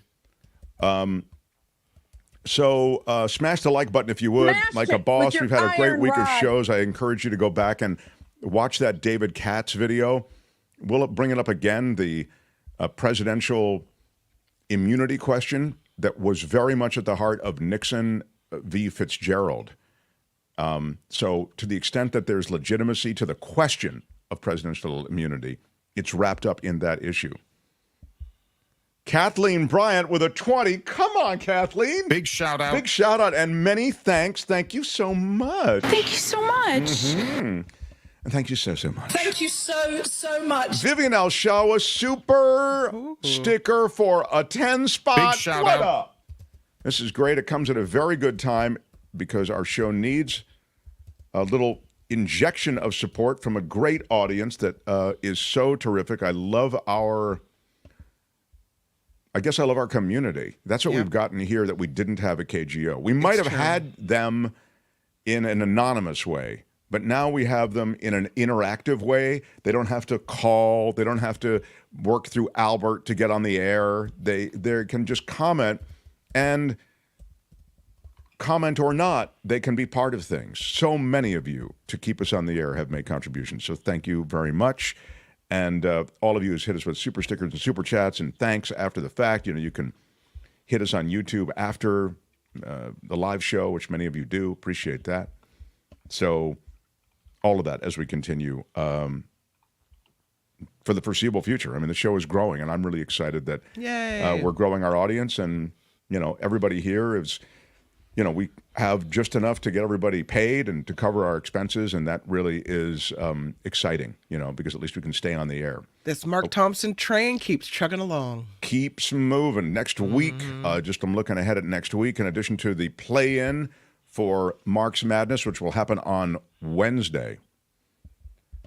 Courtney has a guest, a true crime investigator, an author, and I believe comedian Mike Binder comes through next week as well. That's true. We have a special San Francisco show, a reference to a special San Francisco show.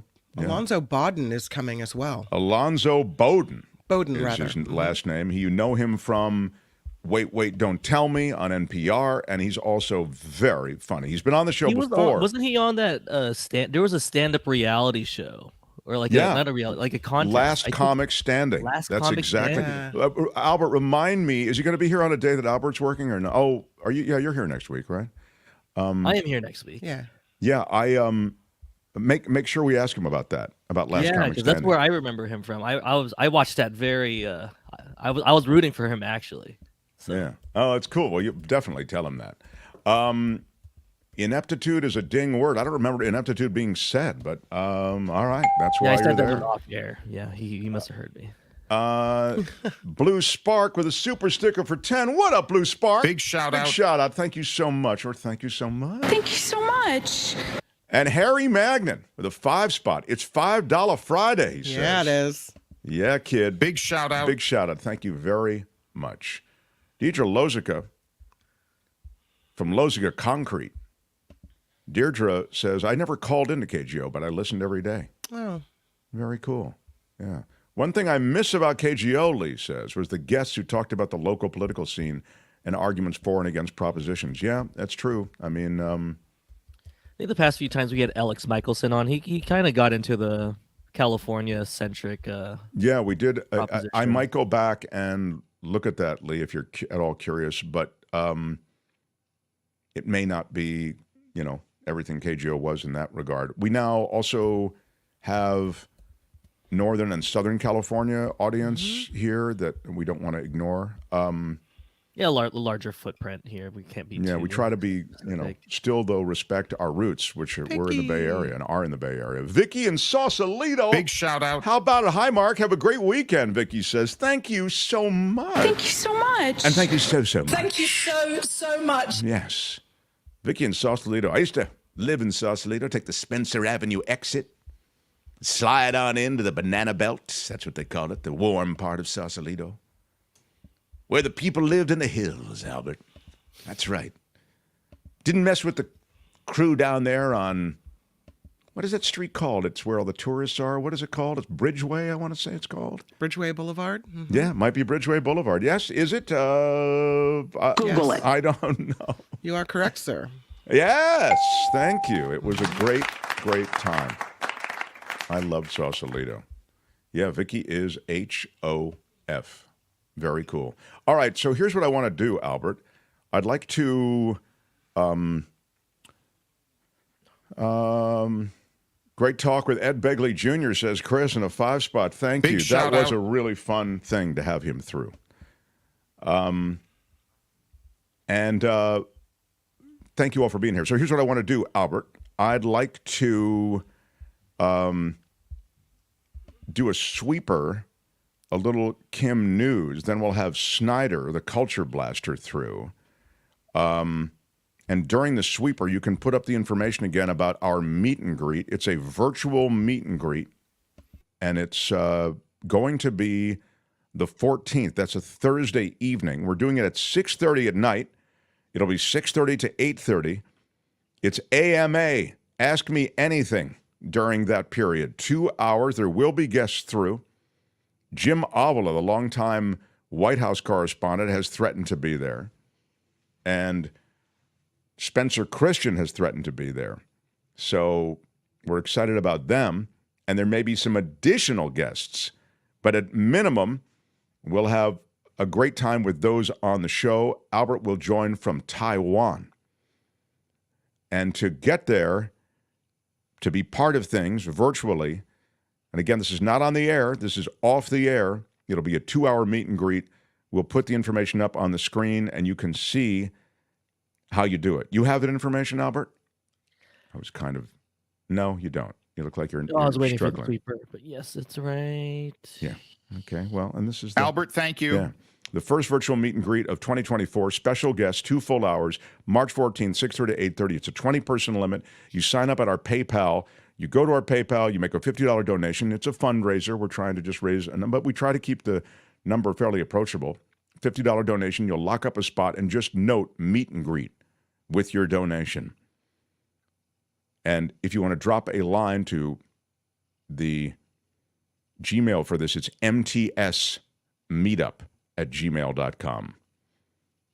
It's a PayPal lockup, and then if you want to drop a note, that's how you do it.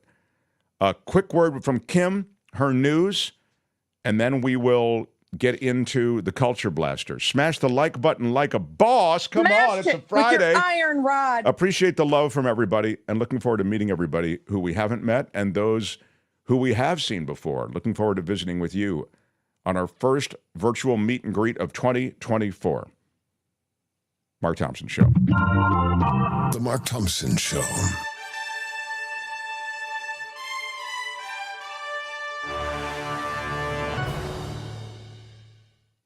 And this report is sponsored by CoachellaValleyCoffee.com. Let's go to Truckee. Ooh, it's coming down in Truckee. As a matter of fact, 145-mile-per-hour wind speed has been recorded in the Tahoe Basin. That's some wind right there. Wow. There's also a high avalanche warning now issued for part of the Central Sierra Nevada. This was issued Friday for the backcountry of the Central Sierra slopes between Yuba Pass and Ebbets Pass, and that includes the greater Lake Tahoe area. The National Weather Service says that this Extreme avalanche warning is in effect through Sunday afternoon. Expect widespread areas of unstable snow. The next 24 hours, they say, will be the heaviest portion of this storm. Meanwhile, we're wasting a lot of water. California missing out on billions of gallons of storm water that washes out to sea every time it rains. There's a new report out from the Pacific Institute, and researchers there conclude 52 billion gallons of water go uncollected in the United States every day. In California, the annual runoff amounts to an average of more than 2 billion gallons a day. Researchers say the findings highlight the need for a paradigm shift in how municipalities manage stormwater. This is such a good story to underscore. It is negligence in the extreme that we let all this water go. Conserving is one thing. Gray water, as you know, I feel very strongly that we should have a gray water policy in California. But this is a huge infrastructure issue. There has to be the infrastructure to capture so much of this water for the lean years. They're coming. And in fact, there's suggestions that it'll be a La Nina year next year, and that could be a very dry year. So I mean, we have to assume that we're going to have some dry years, that we live in California. So why wouldn't we? It's like saving for a rainy day, right? Why wouldn't we stock up? Exactly. Come on now. Some changes in our COVID policy coming on. Just Americans to say saving for a rainy day during a rainy day thing. Right? Did you like that? Is it kind of clever? I thought it was actually the redundant? wrong thing to say, because you're not saving for the rainy day, because the rainy day is a good day when you're in the middle of a drought. I think you're overthinking this. I gotta. Americans Kim, who how test are you? positive for COVID no longer need to stay in isolation for 5 days. The Center for Disease Control changing things up. They are changing this guidance, saying people can now return to work or regular activities if their symptoms are mild and improving, and it's been a day since they've had the fever. Wow, have we changed the research on that? You know who was involved in that? Emil Schmopphausen. Apparently. That was part of his research paper on this. I guess they say that COVID is no longer the public health menace it once was because of the vaccines and everything. It's dropped from being the nation's third leading cause of death early in the pandemic to 10th last year. So we can ease up on the whole COVID That's thing. not fake. That's real. Great. If you know what, if you're testing positive for COVID, though, I still don't want to sit next to you at the movies or wherever else. Right. Do you? Well, I don't. Yeah, I don't know. No, of course you don't. But. Let's go to the riot. Thousands of hours of security footage from the 2021 Capitol riot will soon be public. Speaker Mike Johnson announcing the release of 5,000 hours of video from the U.S. Capitol grounds. The speaker reversed course on his original plan to blur the faces of rioters due to the logistic hurdles. The first batch of film is now available on the video platform Rumble, with more to become available within the next few months. Well, this is clearly due to the Mark Thompson show bump. You know, it's what you got to think. But new polling, Congressman Adam Schiff and Republican candidate Steve Garvey are now in a statistical tie in California's nonpartisan Senate primary. That's from the new polling released today. It's from the Institute of Governmental Studies, IGS, at UC Berkeley.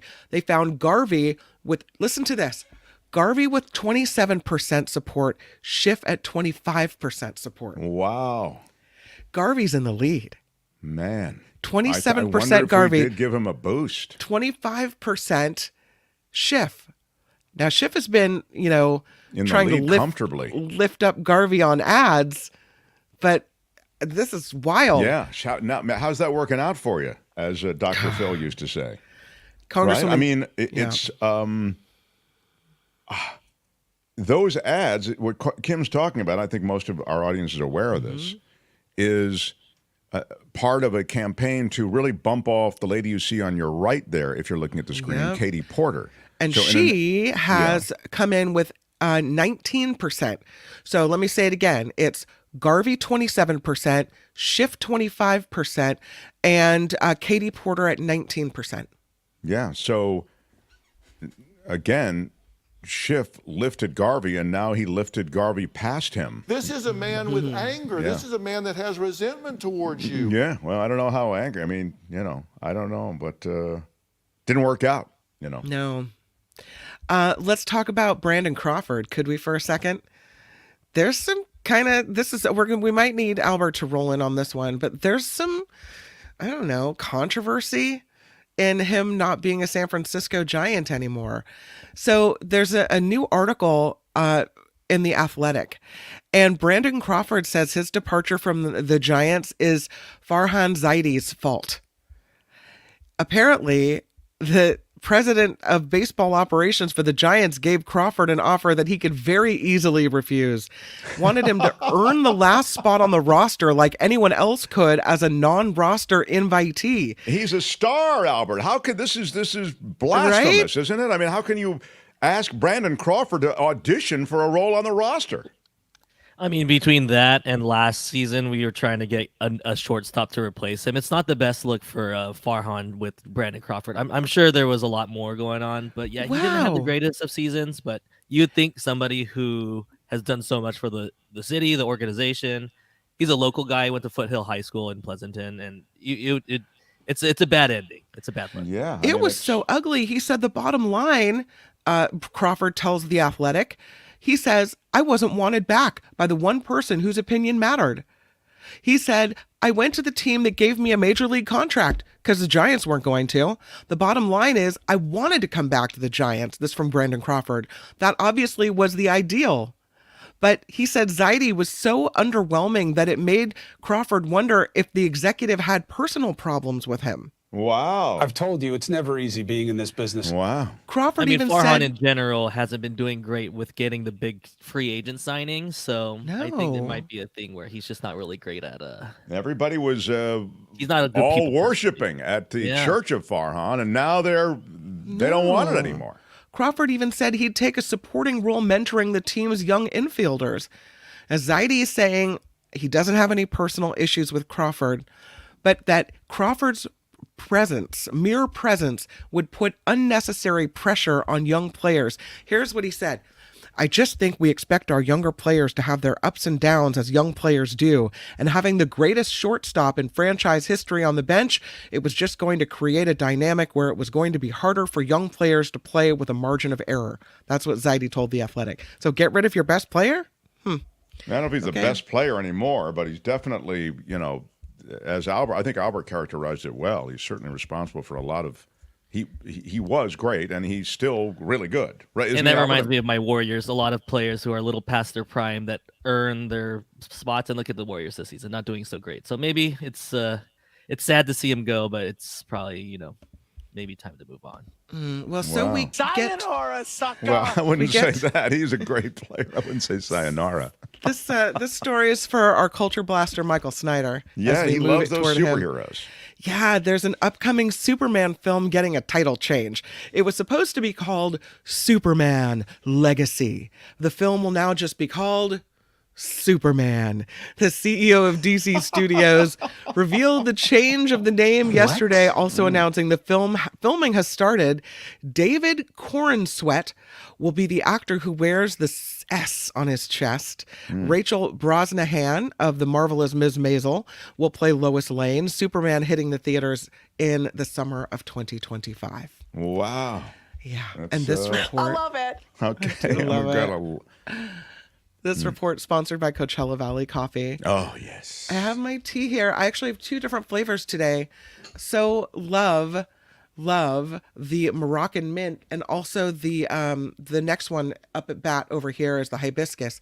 Really good tea, really good coffee. Well, the coffee, I've just had an entire, I don't know if you can see this. What do you have? That's the espresso, stovetop espresso. Okay. You put water in this part, you put espresso here. It's strong. It's dark. It's delicious. Ocotillo espresso is what you've been having. Fabuloso. Magnifico. Yeah. It's really affecting you today. It's good stuff. CoachellaValleyCoffee.com is the website you're seeing up on the screen here. It's you got a Mark Thompson Show coffee mug to fill it up with your Coachella Valley coffee, and you're good to go. Nothing. There's never been anything like it. There's never been anything like It really this. hasn't. It really is a treat. Get your exclusive 10% Mark Thompson Show discount by typing in Mark T when you check it out. And it is a happy day when that box arrives on your porch. Oh, So it Mark, is, baby. We love it. It's my Mark favorite T day. at checkout and enjoy the good stuff. I'm Kim McAllister, and this is The Mark Thompson Show. They had to close down an entire radio station to silence him. And now, he's here. Ladies and gentlemen, Mark Thompson.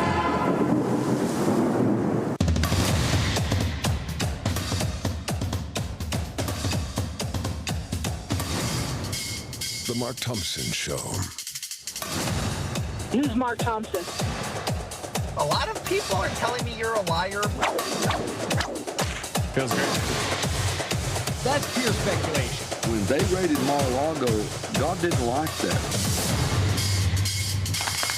What up, everybody? It's our first virtual meet and greet. Maybe Michael Snyder will be part of that. It's the first one of the new year, 2024. Special guest, 2 full hours. It'll be March 14th. It's a Thursday evening here on the West Coast, 6:30 to 8:30. Your time zone may vary, so do the arithmetic. We had somebody from Chicago last time, somebody from Florida last time. Maybe we'll have somebody from some exotic port of call this time. It's pretty cool to have Chicagoan and a Floridian in last time. Anyway, it's a 20-person limit. Sign up at our PayPal. You go to themarkthompsonshow.com and you just click through to our PayPal. There's also a click through to PayPal on any one of these videos. Any one of our videos has a PayPal click through. So you don't have to even go to the main website. And you throw in a $50 donation, you lock up a spot, and put something on the PayPal donation saying meet and greet. That's all you need to do. And I'll register you in. It's only 20 people. I should be able to keep track of it. And I think I granted a couple of, because we had a screw up last time and 2 people didn't make it in, I think I granted a couple of them, you know what I'm saying? They're grandfathered into this one. And you can also RSVP to MTS Meetup at gmail.com. Yeah, you can write meet and greet or meetup, whatever you want when you log in to PayPal and make your contribution. Now, without any further delay, although I do enjoy delaying. Something about delaying is fun. I don't know. The Mark Thompson Show. It is a flaw in my character that I do enjoy delaying. And in the spirit of delaying further, I do want to recognize a couple of donations. Can I do that, Albert? I saw them come in. And I think it's very important to recognize them. Nick Davila. Come on, Nick. Not in the same league as JR and Catherine, but I do what I can. Are you kidding, Nick? That's really generous of you. Big shout out. Big shout out. $25. Thank you so much. Thank you so much. And Nick is he a did big mention supporter. Catherine, and here's Catherine's. Catherine's is insane. I want to lavish Nick with praise first. Thank you. I see you in the chat a bunch. You're a really great regular viewer, and thank you for the contribution. You're the best. Really appreciate it, and thank you so much. Thank you so much. Yes, thanks, Nick. I like the dark glasses, too. Very hip. Catherine Charles, come on. Are you kidding me? Wow. Wait a minute. $100 does get her the major announcement. Catherine donates $100, $99.99. It's been a while since I've given money. Happy Fab Friday, everyone. And appreciate all of you. Big shout out to Catherine. Thank you so much. Thank you so much. And you have the 4 thank yous, Albert. I blame you. No. Wait a minute. No, not that. The 4 thank yous, Albert. Thank you. The thank you.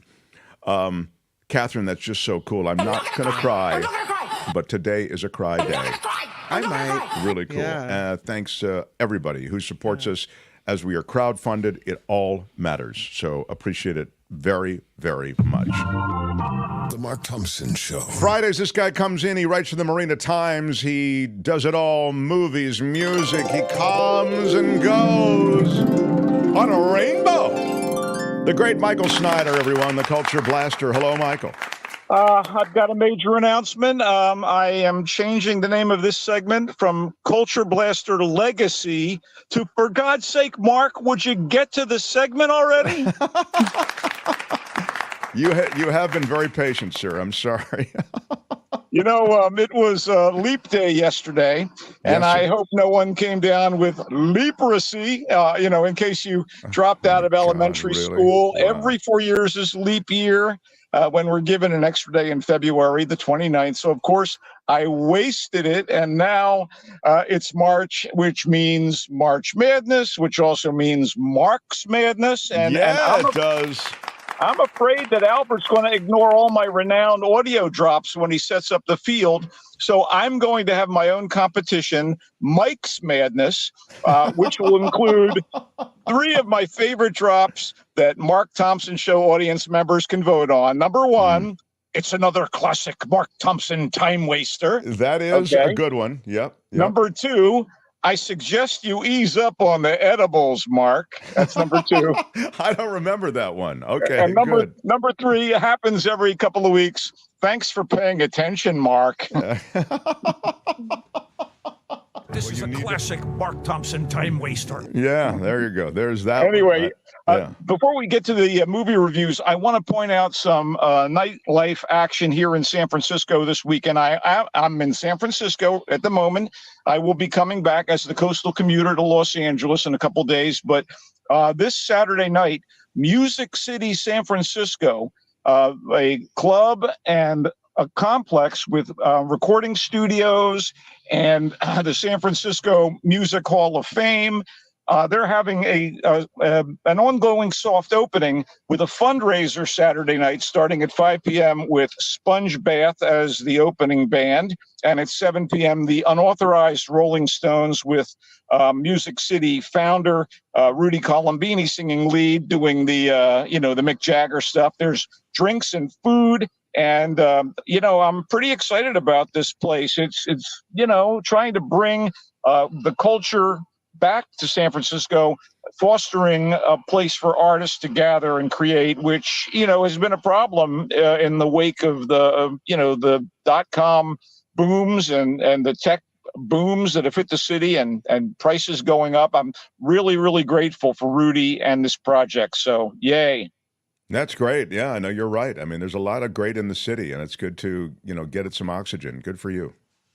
Anyway, I'm also going to hit Madonna Apocalypse. Madonna Apocalypse is Booty at the Cat Club on Folsom between 8th and 7th Saturday night. I am not stopping, Mark. And speaking of not stopping, should we get to people some should film look for you reviews? down there. The people who love Michael Snyder, many love the Culture Blaster. You'll be down there Saturday night. I will be both at Music City and also at Booty at the Cat Club. All right, it's movie time, and we got a big old blockbuster kicking things off. I caught an advanced screening of Dune Part 2, and anyone on social media who follows me will know that I can't wait for the other 2 movies in the series, How You Dune and What You Dune. I can't wait. Oh, my God. I can't believe it. I have heard this is a huge. The first Dune, what did you think of the first Dune? Remind us. I thought it was a setup, and I thought it was beautifully done, but you get to the end point of the first part, and you're like, I want more, and guess what? Dune Part 2 gives you the more you wanted. It completes director, co-screenwriter Denis Villeneuve's adaptation of author Frank Herbert's watershed sci-fi novel, Dune, and it is a triumph.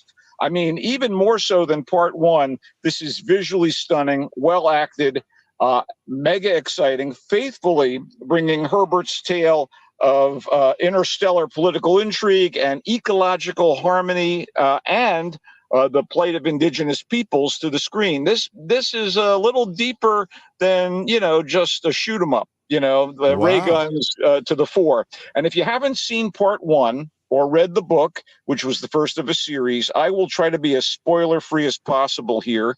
I will say that young Paul Atreides, played by Timothée Chalamet, has found himself on the desert planet of Arrakis after surviving an attack on his aristocratic family by the evil Harkonnens, another family, all of which are vying to control Arrakis, where giant sandworms produce a substance called spice. And this is the most valuable substance in this particular corner of the galaxy. And the phrase is, he who controls the spice will control the universe, or something to that extent.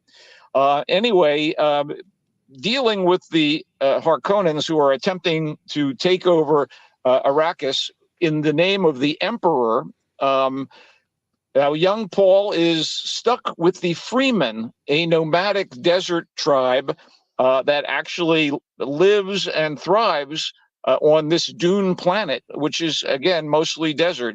And in the process, Paul falls for Shani, played by Zendaya, and their relationship is partially at the heart of this movie. But you also get, again, magnificent battles, political intrigue. As it happens, the Harkonnens, who are led by a gross creature played by the great Stellan Skarsgård, they have their own equivalent to Paul, who is going to inherit the Harkonnens' family power. And he's played by Austin Butler. And you know that Austin Butler's character is going to come up against Timothée Chalamet's character, and it's going to be Elvis versus Wonka. You know this is going to happen as you're watching the movie. And man, there's some great stuff in this movie. Javier Bardem plays a Freeman leader. Rebecca Ferguson is Paul's mother, who is one of the Ben Gesserit, who are kind of psychic women who have their order, kind of like an order of nuns, but obviously Rebecca Ferguson's character has had a child, so chastity isn't the issue, at least initially. It is some potent stuff.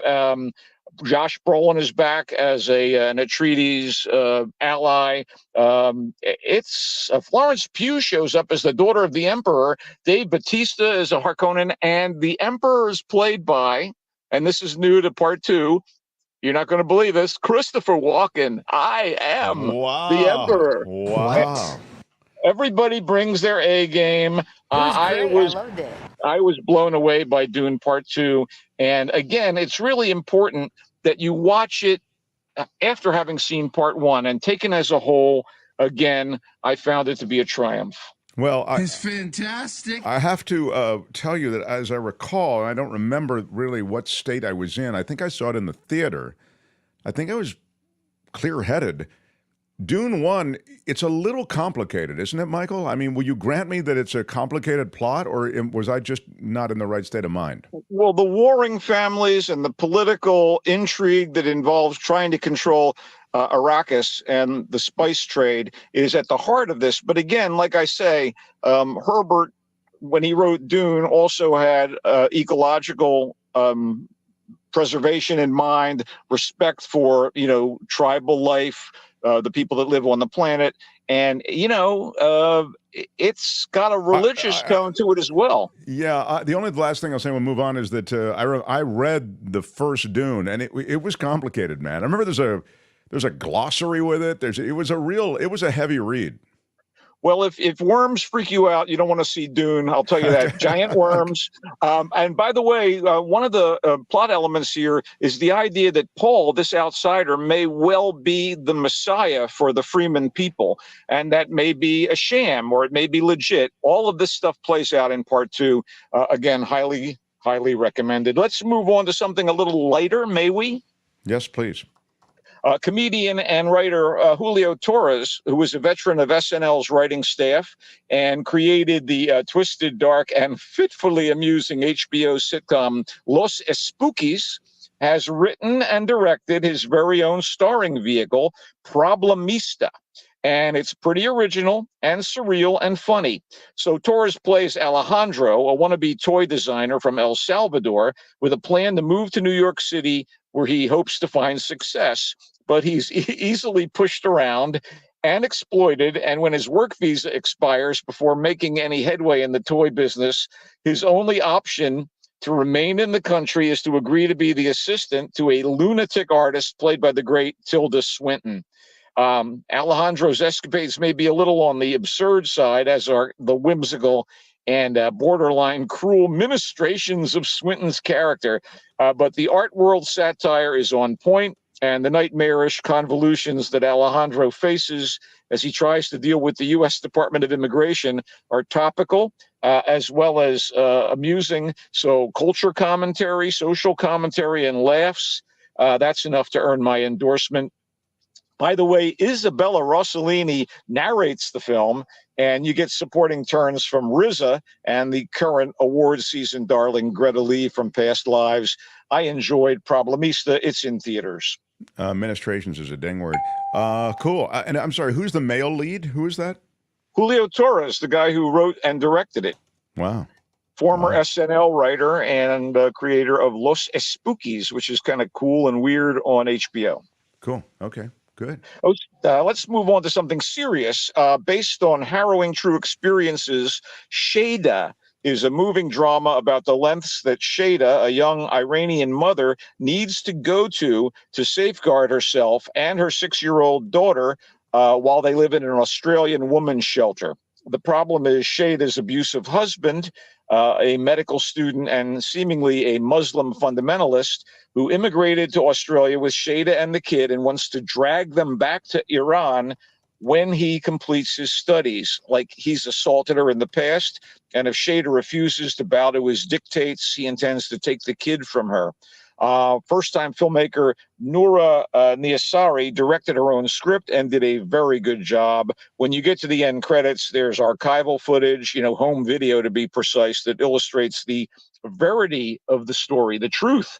And I thought this had moments of great compassion and great power, beautiful performances by all concerned, great work done by Zar Amir Ebrahimi, who plays Shada, and the kid, it's a kid actor, and she was also really good. Again, this is a pretty potent drama, Shada.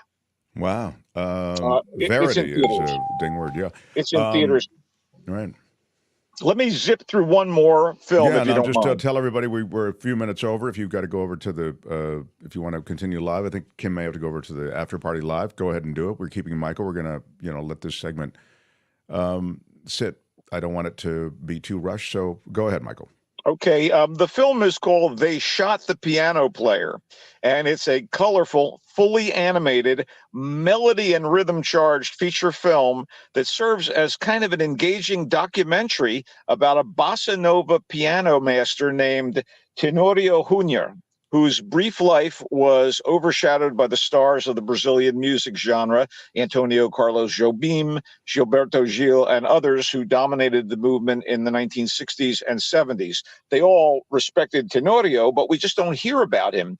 And his story is told in part through interviews with luminaries from the scene and associates of his within the framework of a fact-finding trip undertaken by a fictional New York journalist who is voiced by Jeff Goldblum. And of course, he is a jazz pianist himself. This is directed by Fernando Truba and Javier Mariscal, and the movie includes a hefty selection of beautiful tracks in the bossa nova genre as it recounts the history of the music's rise and international acclaim, while also investigating the mystery of Tenorio's disappearance. It is in theaters. They Shot the Piano Player. Good stuff. Wow. Likes it. Got a lot of stuff today that you liked. Yeah. Quick TV recommendations, if you don't mind. Please. Constellation on Apple TV, starring Noomi Rapace, the girl with the dragon tattoo, and also one of the stars of Alien Prometheus. Here she plays a Swedish astronaut on the International Space Station when the crew experiences a crisis, putting into question whether she's going to be returned back to Earth and reunite with her somewhat estranged husband, Magnus, played by James Darcy from Agent Carter and Broadchurch, and their young daughter, Alice. The German star Barbara Sukawa is also in the cast as a director at the Russian Space Agency. There are mysteries afoot. I am caught up. The intrigue is powerful. Constellation. And I know people want to hear about this. Shogun on FX and Hulu. This miniseries adapts James Clavell's epic novel based on real events and actual people in Japan from the late 1500s into the early 1600s during the rise of Japan's crucial Edo period. It's been done once before, but so far this version is sumptuous and exciting. The most familiar face is Hiroyuki Sanada from Westworld, Lost, and Helix and John Wick 4. He plays the politically astute Lord Yoshi Toranaga. Also, Cosmo Jarvis plays English ship pilot turned samurai John Blackthorne, and Anna Sawai from Pachinko and the Fast Saga is the lovely Lady Mariko. Shogun, incredibly promising so far. 2 episodes in, and I am hooked. All right, well, what a list. Very impressive always to hear you enthusiastic about various things, and I shall quickly review those things that Michael has expressed enthusiasm for. Shogun, the adaptation of the novel about real events. He called it sumptuous, which is a magnificent word. I guess it reflects a real enthusiasm for this offering. We also heard about Constellation, the Numi Rapace James Darcy offering. It is on Apple TV. Michael really liked that. Thought it moved along, and there's a weirdness in space, I guess. And on Earth, if that is indeed Earth. It's intriguing to say the least. How many episodes is that, Constellation? I have four in so far. There are more to come. All right. They shot the piano player, the bossa nova history involving the disappearance of the great bossa nova player. He really likes it. It's an animated offering with Jeff Goldblum voicing a bunch of stuff. Michael really expressed enthusiasm for that too. Yeah, real interviews from real people, but it's an animated feature, so keep that in mind. Shada sounds like a gripping and powerful offering involving an Australian women's shelter where they've gone to flee abuse from a husband or partner who is trying to drag them back to a Middle Eastern country for a life of subjugation and violence. And Shada got Michael's thumbs up also. Problemista is the Tilda Swinton Julio Torres offering. It's funny. It's written and starring that guy, Julio Torres, that you see there. Michael liked Problemista also. And Dune Part 2 he began with. He highly recommends it. He says it's better than Dune 1. And he does suggest that you be familiar with Dune 1 before going into Part 2. But just don't even think about watching Part 2 unless you've watched Part 1, which you can find online. I think it's streaming, and absolutely a better experience to see it in the theater, but a necessity if you're going to watch the second part. Wow. He lavished praise on Dune Part 2, and it is a star-studded cast, and that cast includes Christopher Walken. As the Emperor, I'm ruling here. I'm ruling. He's fantastic. All right. Well, I'm looking forward to seeing it. I've got to go back and watch Part 1 again. And again, Michael Snyder in the city of San Francisco this weekend, knocking around in a couple of clubs. Where are you going to be again? I'm going to hit Music City, San Francisco tomorrow night for the 6 p.m., 5 p.m. fundraiser to keep this thing expanding. It's a noble and worthy landmark in culture development in San Francisco. And then I'm hitting the Cat Club for Booty's Madonna Apocalypse. That's right. It's going to be mashups of Madonna songs, I guess, to honor her current American her tour. Yeah, I hear it's really good. The tour, I've seen little clips. It looks really good, and the mashups are always good at Booty. So look forward to that. Michael, you've been patient, lovely, and thorough. Thank you. He comes and goes on a rainbow. The Culture Blaster, Michael Snyder, everybody. Woo! I'm loving it. I'm loving it. And Albert, I must tell you, as the Mark Thompson Show, the surviving officer on board, that we've had a really good show. Covered a lot of territory today, Albert. Yeah, it wasn't as boring as Dune 1. Maybe Dune 2 will be a lot as boring. Next week, we have special guests, but also big stories that are to the side today. We have a That's Rich that includes Judd Apatow, the producer, writer.